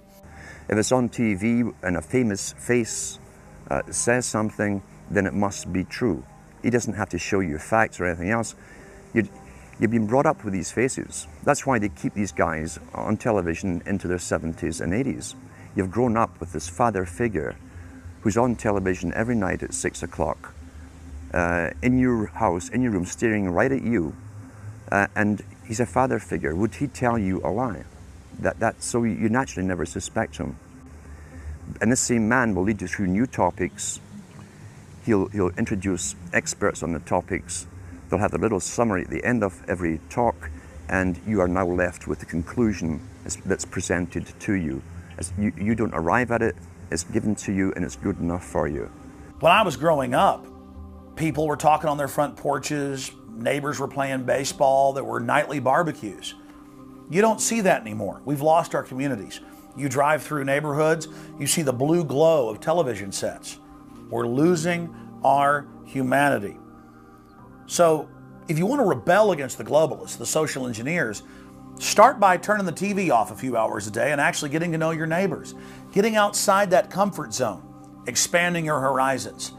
By coming together as communities, by getting to know our neighbors, we defeat the social engineers. We're programmed today perfectly, just like machines.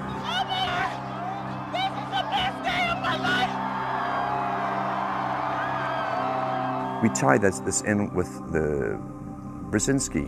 Brzezinski said in 2 Ages, now this guy was way up with the NSA. He's a master geopolitician. He admits he works in 20, 50-year periods to do with geopolitics in other countries. But he said himself, the public will shortly be unable to think or reason for themselves. He was meaning by the form of information that was given to them, the type, the formulas that were in use then in the 1970s. He says, eventually they'll be unable to think or reason for themselves. And eventually, he said, they will expect the media to do all their thinking and reasoning for them. Well, that's happened today. That's why people today can't think outside of the programming from television. Zbigniew Brzezinski, Obama's main foreign policy advisor, talks about how a cult of personality can be artificially manufactured to influence the masses. In the first months of my administration, to pull our economy... Oh, goodness. Sorry about that, guys. To pull our economy back from the brink, including the largest and most sweeping economic recovery plan in our nation's history. We're gullible, but we're also willingly gullible. We want a human being, a big daddy, to come along and make everything right for us. And as long as we believe that, we'll always basically get shafted. In addition to John, sorry, I just noticed that I jumped the gun here. Go ahead and move it up. I had already introduced all you guys. It's the presidential reality show. But when it became an Oprah production, it became slick. You don't have a president, you have an actor. They say that politics is show business for ugly people. You got it. What am I going to tell the president when I tell him his teleprompter is broken?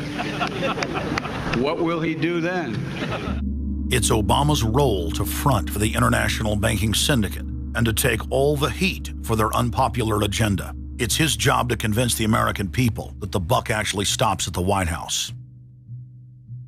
In Brzezinski's book, Between Two Ages, he said eventually we shall put presidents in who will have personality cults.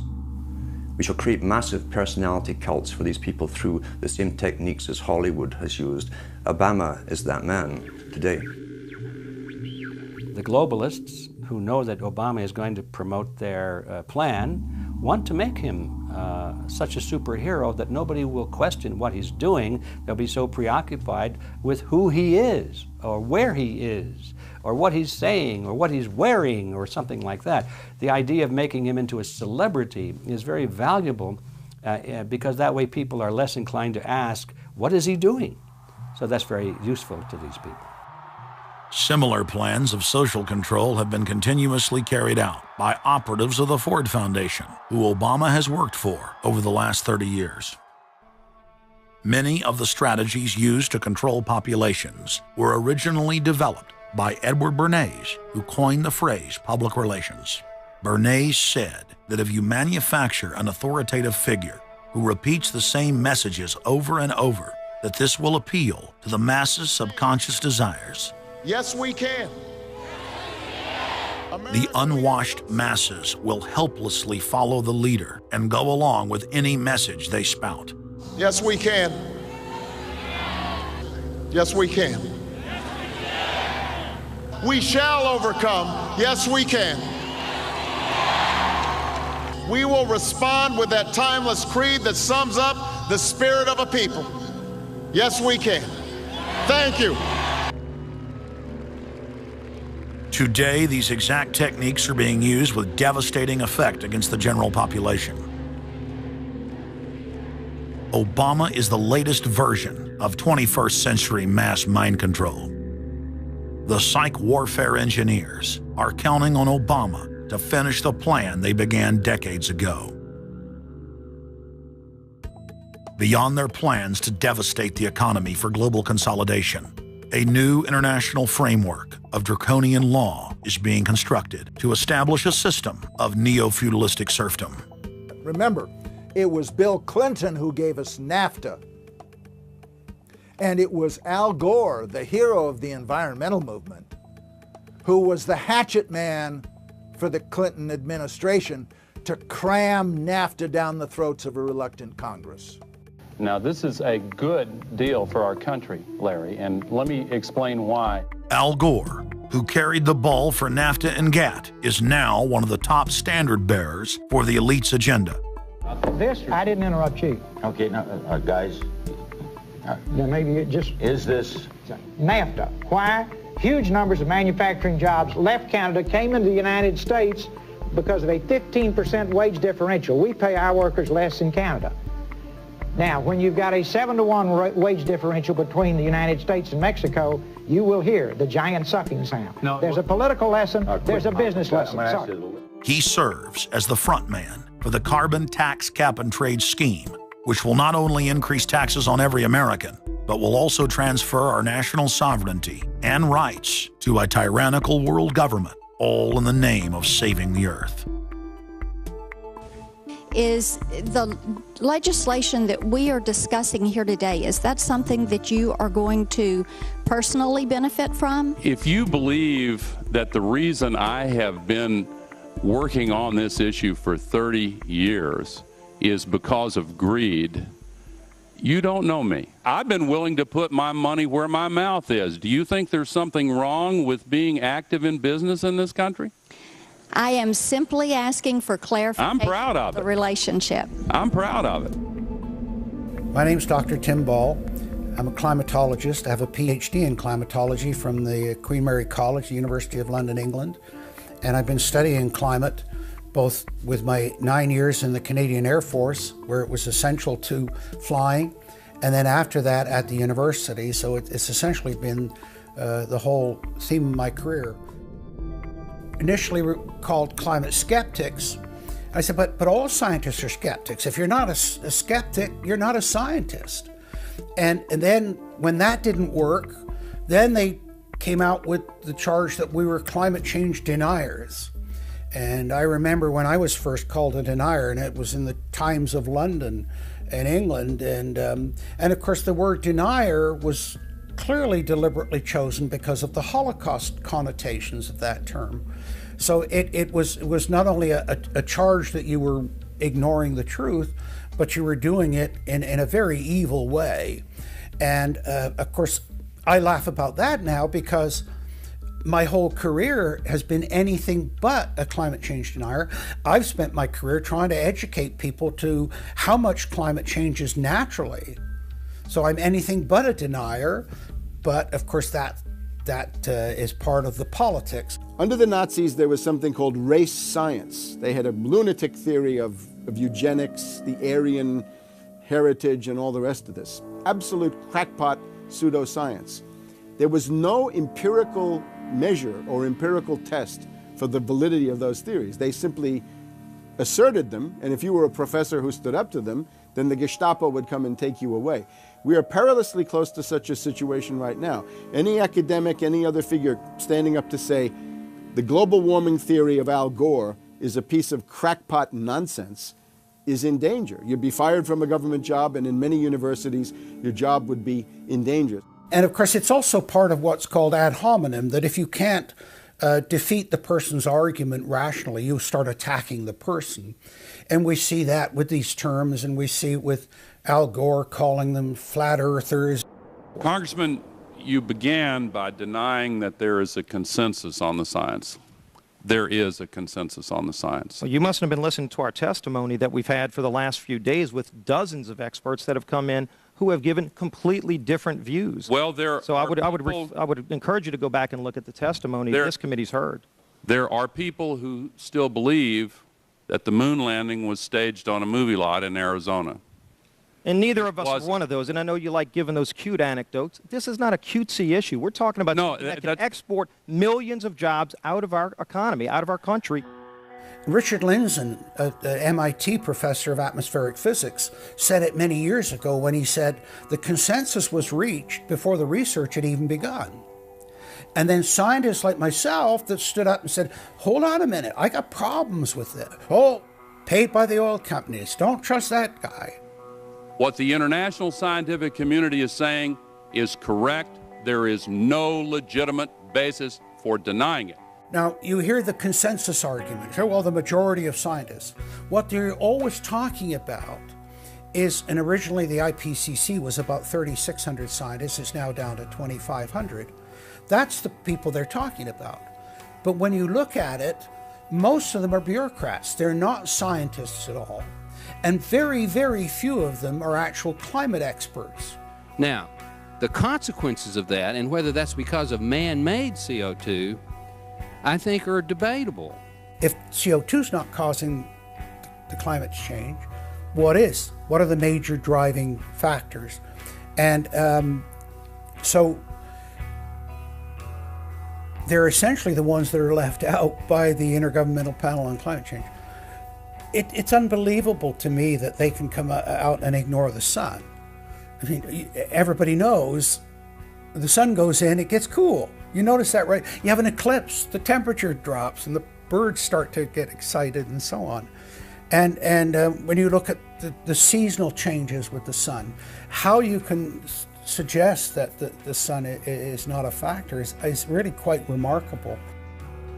Giving us false scientific information is not going to clean up our environment. Speaking with a lot of promises and innuendo is not going to help clean up our environment. The globalists have co-opted the environmental movement. There are a lot of real environmental problems we face, like genetic engineering, where they're splicing plants, animals, insects, you name it. Toxic waste dumping in the ocean. No one wants to breathe bad air or drink toxic water. But the global carbon tax has nothing to do with that. It's a tax literally on breathing. Go out on the street or talk to your friends, your neighbors. Ask them, hey, should we ban dihydrogen monoxide? It's bad for the environment. The average person will sign your petition calling for the banning of water. That's right. Dihydrogen monoxide is water. It's the same thing with table salt, sodium chloride. And that's exactly what the establishment is doing with carbon dioxide. Ooh, dioxide. It has this scary sounding name. But the truth is, it's one of the 4 elements of life on this planet. Oxygen, carbon dioxide, water, and sunlight. And if the establishment can tax and list as a toxic waste one of those basic 4 building blocks of life, carbon dioxide, they can regulate and control every facet of our lives and shut down any businesses that aren't part of their New World Order. The idea that carbon is a pollutant is essentially a way of saying that humanity is a disease or a cancer that ought to be wiped out. Genocide. People have argued in this environmental coterie around Obama, around Holdren, the theoretician of de-development, who is now the science advisor of the White House, really the anti-science advisor. They've argued that babies are carbon monsters, carbon machines, and that every time you breathe out carbon dioxide, you're part of the pollution of the planet. This is an absolutely anti-human doctrine. They use the environmental movement to promote their real agenda, which is globalization and federalization and power. The advisor to Gordon Brown wants to exterminate 1/2 of the population of the British Isles. Now that's something Hitler might have tried to do, or Stalin. They didn't succeed. Will Gordon Brown do it? You can read this in the statements of these lunatics, radical environmentalists fanatical Malthusians, tree huggers, whatever you want to call them. This is an ideology of genocide which can be documented exhaustively, ad nauseum, out of their own statements. When Gore said the science is settled, that raised red flags amongst the media and then also amongst a lot of other people that sort of knew that that wasn't true, other scientists, and started to look at it. And of course, the more they looked at it, the more they realized, no, science is never settled. What is coming down now is environmentalism is nothing but phony science. Nothing but phony science. And if we really believe in the environment, if we really believe in freedom, if we really believe in truth, we need to get some straight answers. Now, the Kyoto Agreement, of course, was reached in the city of Kyoto. And what was interesting was several things came out of that. But the first thing was that not all countries had to participate in Kyoto, but not all had to take action. Only the developed nations were required to reduce their level of CO2. The developing nations were excluded. Now, of course, at that time, China was, and in some ways you can argue it still is, a developing nation. So it wasn't required to meet any targets under Kyoto, nor was India. The U.S., of course, held out. And what's interesting is that the U.S. Senate voted 95-0 against the Kyoto Accord, even though Al Gore was the vice president at the time. And lucky for him, he didn't have to cast a deciding vote. But so it was 95-0 against it because the U.S. Senate saw, no, this is a socialist distribution of wealth. This is going to cost jobs and economy, and so they scrapped it completely. We're now told that you have to buy carbon offsets. In other words, if you have sinned by having a carbon footprint and by carbon emissions, you've got to buy a carbon offset, which is usually a scam. Somebody claims to have planted an acre of grass in the third world. It never happened. They take your money and laugh all the way to the bank. But they're telling you that in order to cleanse your guilt, you've got to buy a carbon offset. Talk about carbon polluters. You talk about them. It's my understanding that back in 1997, when you were vice president, Enron's CEO, Ken Lay, was involved in discussions with you at the White House about helping develop this type of policy, this trading scheme. And is that accurate? Is it inaccurate? It's been reported. I don't know, but I met with Ken Lay, as lots of people did, before anybody knew that he was a crook. Right, and clearly you can see why so many of us are concerned about this type of cap-and-trade energy tax that would be literally turning over this country's energy economy. I didn't know him well enough to call him Kenny Boy. Well, but you knew him well enough to help devise this trading scheme, and obviously we know what Enron and these big guys on Wall Street like Goldman Sachs, and I know you've got interest with Goldman Sachs. No. Well, that's been reported. Is that not accurate? No, I wish I did. With executives from you're partnered in companies with executives from Goldman Sachs. Well, if you're not. Al Gore has got to be the greatest con artist in modern history. This guy claims he invented the internet, even though it's on record he's a liar, and he got away with it. He was the pitch man that successfully sold, as vice president, NAFTA and GATT. That's lowered the standard of living in the United States and Mexico and almost completely deindustrialized our country. Now he's saying you should pay him and his private company, set up by Enron, a carbon tax on breathing. Look, if you want to buy Al Gore's propaganda, go ahead. But before you do that, you should at least look into the claims he's making. There was a meeting in the White House in 1998 between Al Gore and Bill Clinton, Ken Lay, and Lord Browne. Okay, well, who were these people? Well, we know the president, the vice president. Ken Lay, of course, was the president of Enron. And Enron was a major, major player in the carbon credit, carbon trading. And in fact, stood to make an enormous amount of money out of it. And so it was part of I think, part of the collapse of Enron. And Lord Browne, of course, was the head of the largest oil company in the world. And they were looking to buy into this, as is happening now, where the energy companies are becoming the big promoters of, oh, we got to go green, we got to go to alternate energies and all of this stuff. They saw a business opportunity and leapt onto it, and one that would make them look green again. When it came time for the 1,200-plus page greenhouse gas emission and carbon legislation to be voted on, the Speaker of the House, Nancy Pelosi, would not let the Republicans, or even members of her own party, see the bill until minutes before the vote. Republican Minority Leader John Boehner engaged in a rare House filibuster and read shocking section after shocking section from the legislation. Now, I really hate to do this, but when you file a 300-page amendment at 3:09 a.m., the American people have a right to know what's in this bill and have a right to know what we're voting on.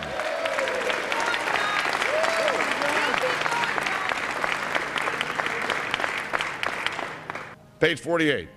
Each building code enforcement department receiving a grant under subsection A shall impanel a code administration and enforcement team consisting of at least one full-time building code enforcement officer, a city planner, and a health planner or similar officer.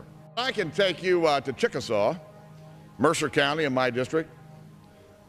They don't have one full-time person that works for the village, all right, not one. Look at the mandate on every city, village in America right here in this bill. So that we're not only going to tell you what the codes are going to be, but we're going to tell you how many people you need to hire to enforce this. Page 41, determine any geographic area within the contiguous United States that lacks a federal power marketing agency.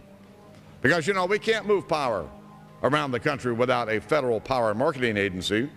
We do it today, but now we have to have a new government agency to do this.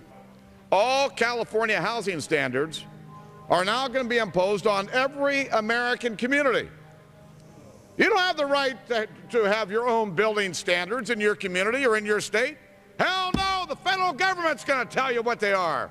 It quickly became clear why Pelosi and the Democratic leadership were desperate to keep the contents of the bill secret before the vote. Now, because of this underlying bill, the federal government will virtually have control over every aspect of lives for the American people. It is time to stand up and say, we get to choose. We choose liberty or we choose tyranny. It's one of the two. The underlying bill represents the tyranny and the intervention of the federal government. It's our choice.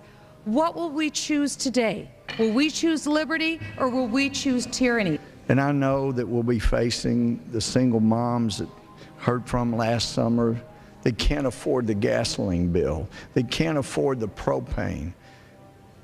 You didn't do a great thing. You hurt some really decent families struggling, trying to make it, and this is going to be their death knell. It breaks my heart. I yield back. It is, of course, a carbon tax on economic activity, farming, manufacturing, real production here inside the United States. It would tend to shut down even those miserable remains of an industrial economy that we still have after the collapse of the Detroit automakers and their related subcontractors and so forth. Every home and business in the United States would be federally regulated and controlled. Mandatory home inspections will be carried out by federal inspectors, and it's all at the expense of the homeowner. In New York, they're called the environmental police. On this day, a surprise visit to a market in Brooklyn's Chinatown. And every day you're not in compliance, you face huge fines. Go to page 235. The Secretary may set and collect reasonable inspection fees to cover the cost of inspections required. So number one, they can come in, the federal government can come in, inspect your house, and send you the bill. And if they find that you're out of compliance with this new federal code, the Secretary shall assess a civil penalty for violations of this section. And then further, going to page 236, each day of unlawful occupancy shall be considered a separate violation. We're setting up a global warming Gestapo that can literally come in, and now this new term, unlawful occupancy. So now living in your home is considered unlawful under this bill. This is ludicrous. Worst of all, carbon czars in more than 35 federal agencies are given unlimited dictatorial power to tax all forms of carbon and carbon emissions. The Commissar Green Police openly brag that they will have the power to selectively enforce the new edicts on a case-by-case basis. It's funny because when I tell people what I do for a living, the first response usually is, "You're with the environmental police?" There is no environment in New York City. With this new power, the green mafia can take over the entire economy through selective enforcement.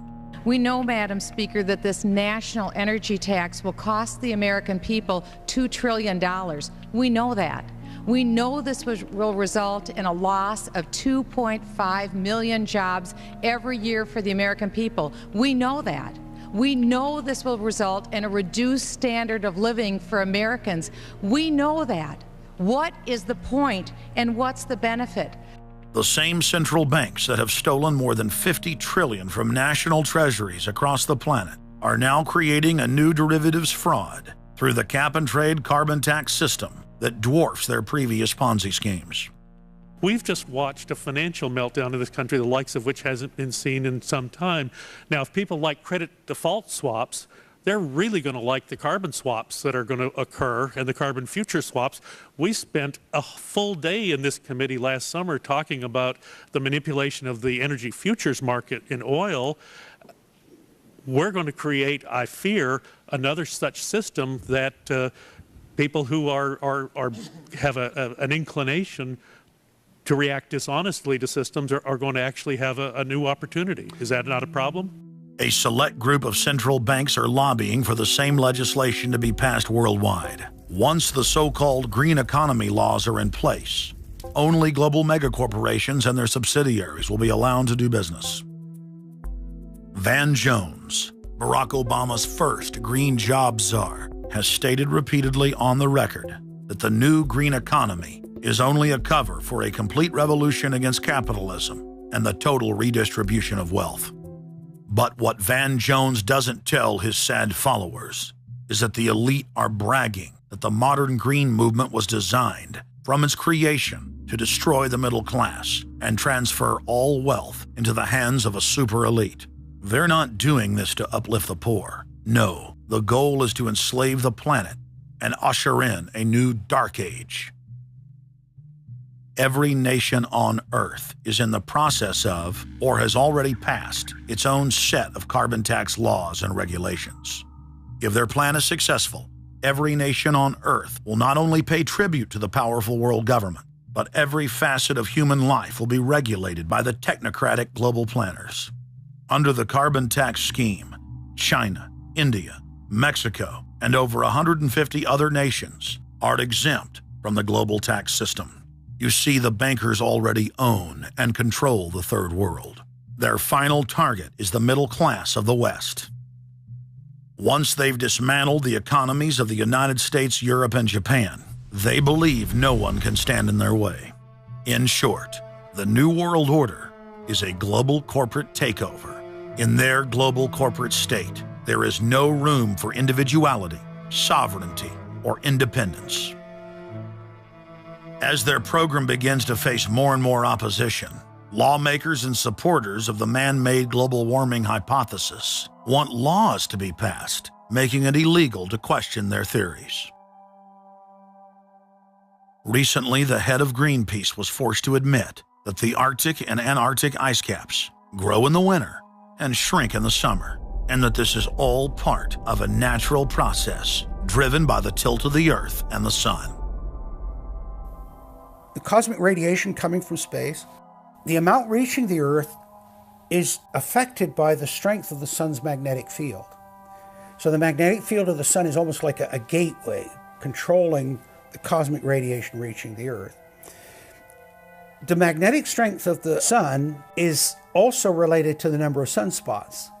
So they are directly related to changes within the inner structure of the Sun. The amount of cosmic radiation reaching the lower atmosphere creates more cloud, right? And cloud forms, you need to have what are called condensation nuclei.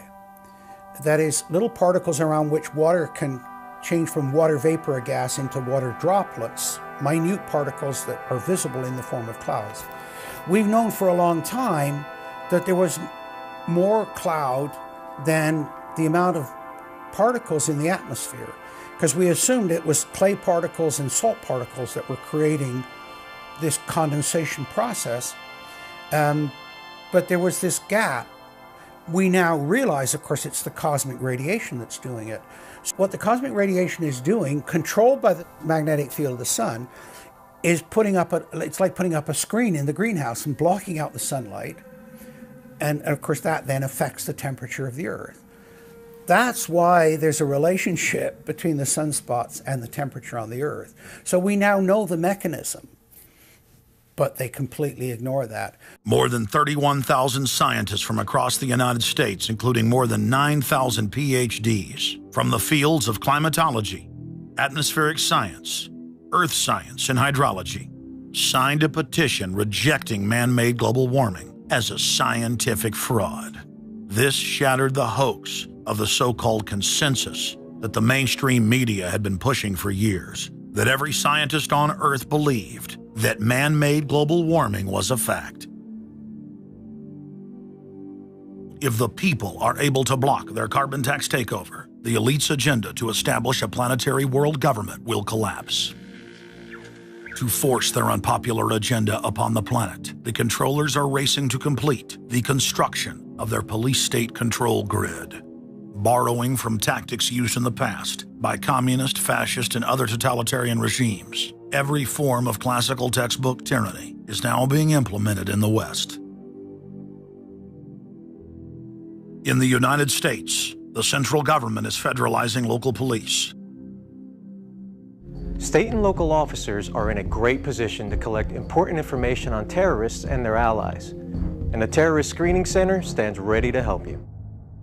This video, produced by Homeland Security, is required viewing for all departments in the U.S. And with the teamwork of local, state, and federal law enforcement, we have an excellent opportunity to see the picture and solve the puzzle before these terrorists can strike again.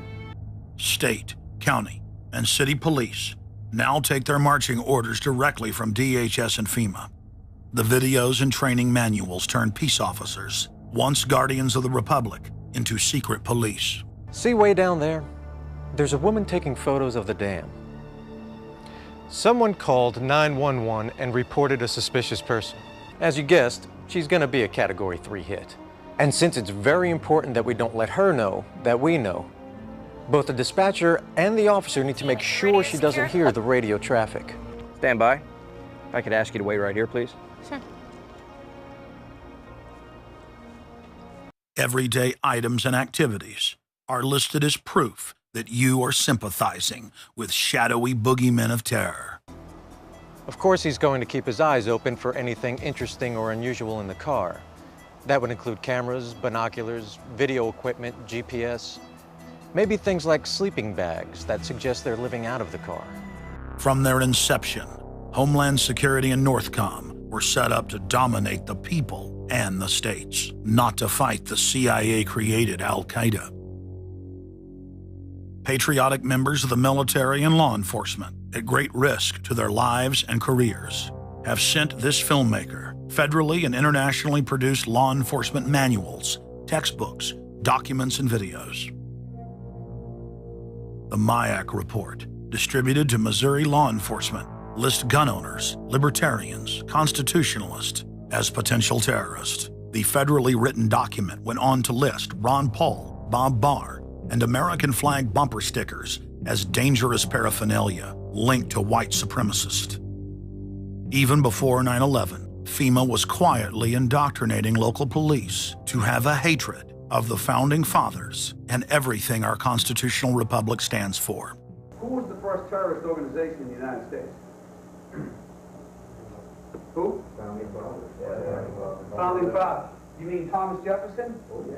You mean George Washington? Oh, yeah. Paul Revere? Yeah. These guys right here, let me ask you something. Did they try to scare people? Oh, yeah. They tried to intimidate the British. Did they use acts of violence? Your founding fathers, my founding fathers, were involved in acts of terrorism against British officials because they systematically had British officials assassinated. In the old Soviet Union, Nazi Germany, and Maoist China, the police's main job was not fighting crime. In totalitarian forms of government, the police are political enforcers, or commissars as they were known in Russia. It's their job to spy on the public and to intimidate the exercise of free speech. Once a climate of fear has been achieved, the public begins to self-censor, to shut down. Once the people have been intimidated to withdraw from the field of intellectual battle, the tyrants have a free hand to expand their oppression and looting of the helpless serfs. The average man and woman is in a trance. They get home from work, they don't even talk to their children. They turn the television on, and they let those corporate messages set the agenda in their lives. If we want a revolution against these social engineers and the scientific dictatorship, we have to start getting back to basics, having barbecues, knowing our neighbors, loving our husbands and wives, spending time with our children, and getting back to real human culture. This false corporate culture has been superimposed over our daily lives. The public is literally under a trance. We have to somehow reach out to them and break them out of this trance. And as the globalists destroy our standard of living and bring in their police state, a lot of people are beginning to wake up and realize that what they've been told all their lives was a lie. But it's essential that we, the people, are there to reach out to our fellow Americans and our fellow human beings and show them the truth. But the scientific dictatorship needs more than just a secret police network to carry out their plan. Citizen spies at every level of society have been recruited to keep their eyes and ears focused on everything their neighbors and co-workers are doing and saying. More than 50,000 private sector executives have been recruited by FEMA to secretly serve as deputy FBI informants under the InfraGard program. Now there are more than 75,000 preachers serving FEMA in the clergy response teams. Internal FEMA documents reveal that the majority of America's pastors now serve as agents of the shadow government. They are even instructed on how and what to preach. And as KSLA News 12 Jeff Farrell discovered, the clergy would help the government with potentially their biggest problem, us. From my cold, dead hands. Charlton Heston's famous declaration captures a truly American value, the overarching desire to protect our freedoms. But gun confiscation is exactly what happened during the state of emergency following Hurricane Katrina in New Orleans. U.S. troops also arrived, something far easier to do even now thanks to last year's elimination of the 1878 Posse Comitatus Act. That forbid U.S. troops from policing on American soil. If martial law were enacted here at home, public fears and quelling dissent would be critical. And that's exactly what the Clergy Response Team, as it's called, helped accomplish in New Orleans. Jeff, the primary thing that we say to anybody is let's cooperate and get this thing over with, and then we'll settle the differences once the crisis is over. Such clergy response teams would walk a tightrope between the needs of the government versus the wishes of the public. In a lot of cases, these clergy would already be known in the neighborhoods in which they're helping to defuse that situation. For the clergy, one of the biggest tools that they will have in helping calm the public down or obey the law is the Bible itself. Specifically, Romans 13. Because the government is established by the Lord, you know, and that's what we believe in the Christian faith. That's what's stated in the Scripture. They prepare their flocks like sheep to the slaughter for gun confiscation, forced inoculation, and they tell them that it is a blessing to have their families broken up and put into FEMA camps. Irland, Frankreich, Portugal, Spanien, die Schweiz, Liechtenstein, Luxembourg, Polen, Ungarn, Romania. Adolf Hitler bragged that his most powerful domestic tool, used by the Nazis to control the people, was the servile clergy. And his favorite Bible verse was Romans 13, render unto Caesar. Either you are with us or you are with the terrorists. The scam was launched as a simple bait and switch. The government recruited the public by telling them that they were needed in the fight against Al-Qaeda. But from day one, over 90% of their training and operations focus on demonizing, surveilling, and harassing anyone who stands against their takeover. The Department of Homeland Security calling on firefighters to take on a new role in the war on terror. The idea to be the eyes for the U.S. government when they're inside a home. Now, unlike police officers, firefighters don't need a warrant to go into private houses. And critics say that's where things get sticky. Cable company repairmen, truck drivers, maid services, and hundreds of other professions that go inside homes and businesses without warrants are now on the government's payroll as citizen snitch spies. But Big Brother doesn't stop there. Children are being indoctrinated inside the public schools nationwide to spy on their parents. You can give information without having to give your name. You guys can get paid for good tips up to $200. The New York Times praised public school programs in the United States and England that are training children to report their parents for eco-crimes, like taking a hot bath or letting the water run while you brush your teeth. All of that violates their carbon footprint credit allotment.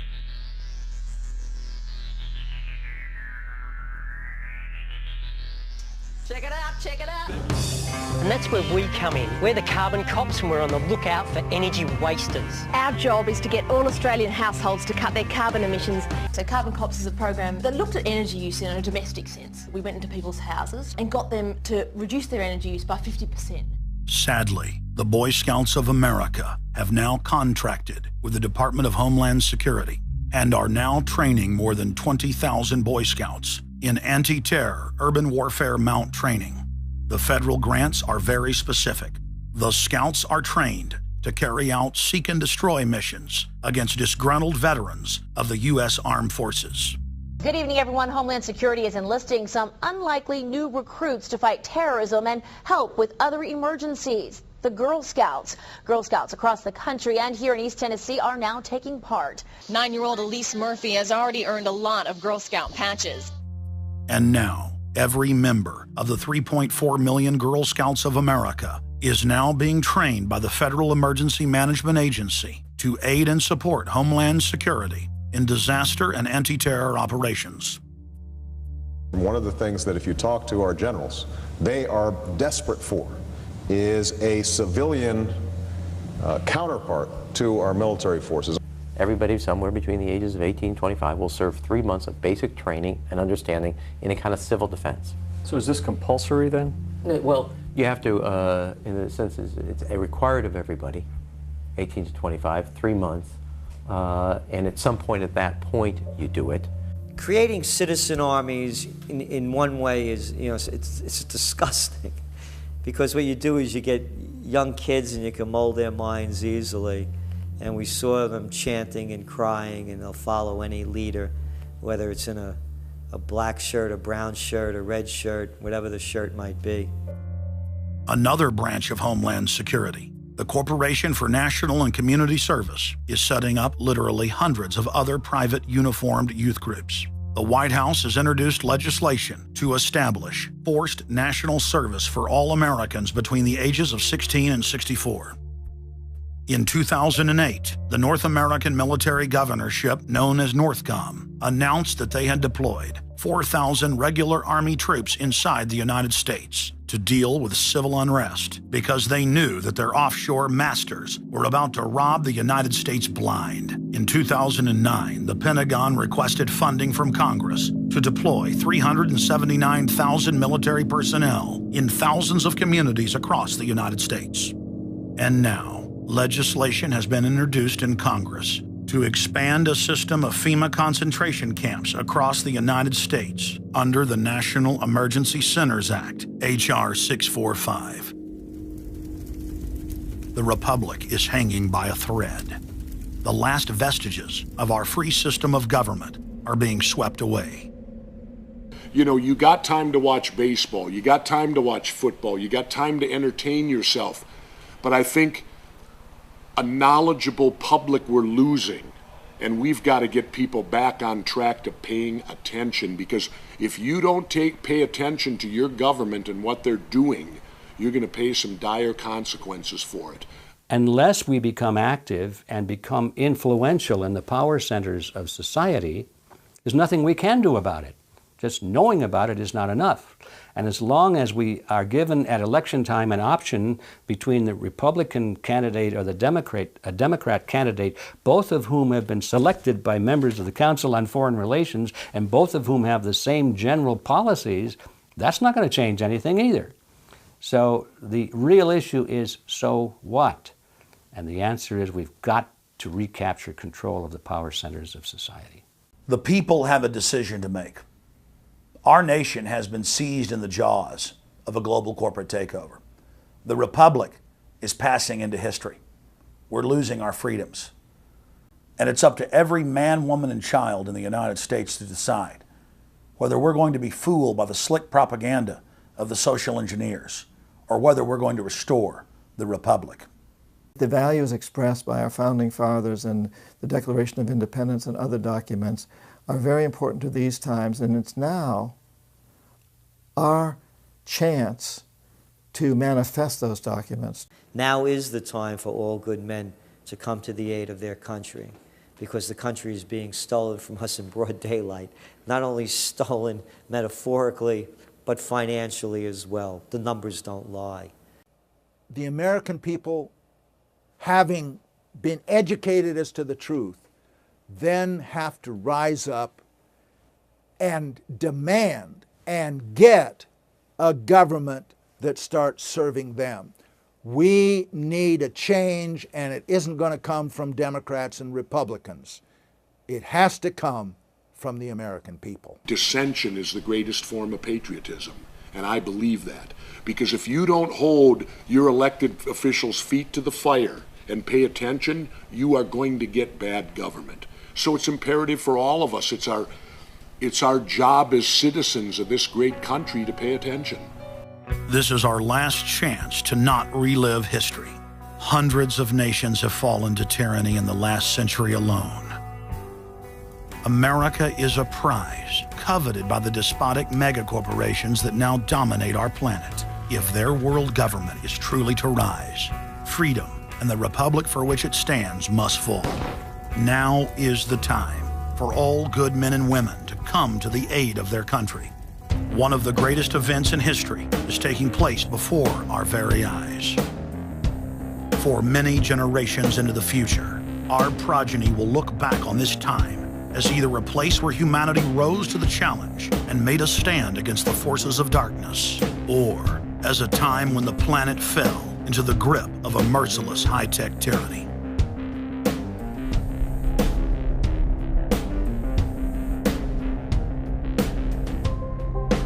In Part 2 of Fall of the Republic, you will learn the elite's master plan for humanity. But more importantly, you will learn how to stop that plan, reverse the criminal tide, and reignite the flame of liberty on the long march to man's ultimate destiny.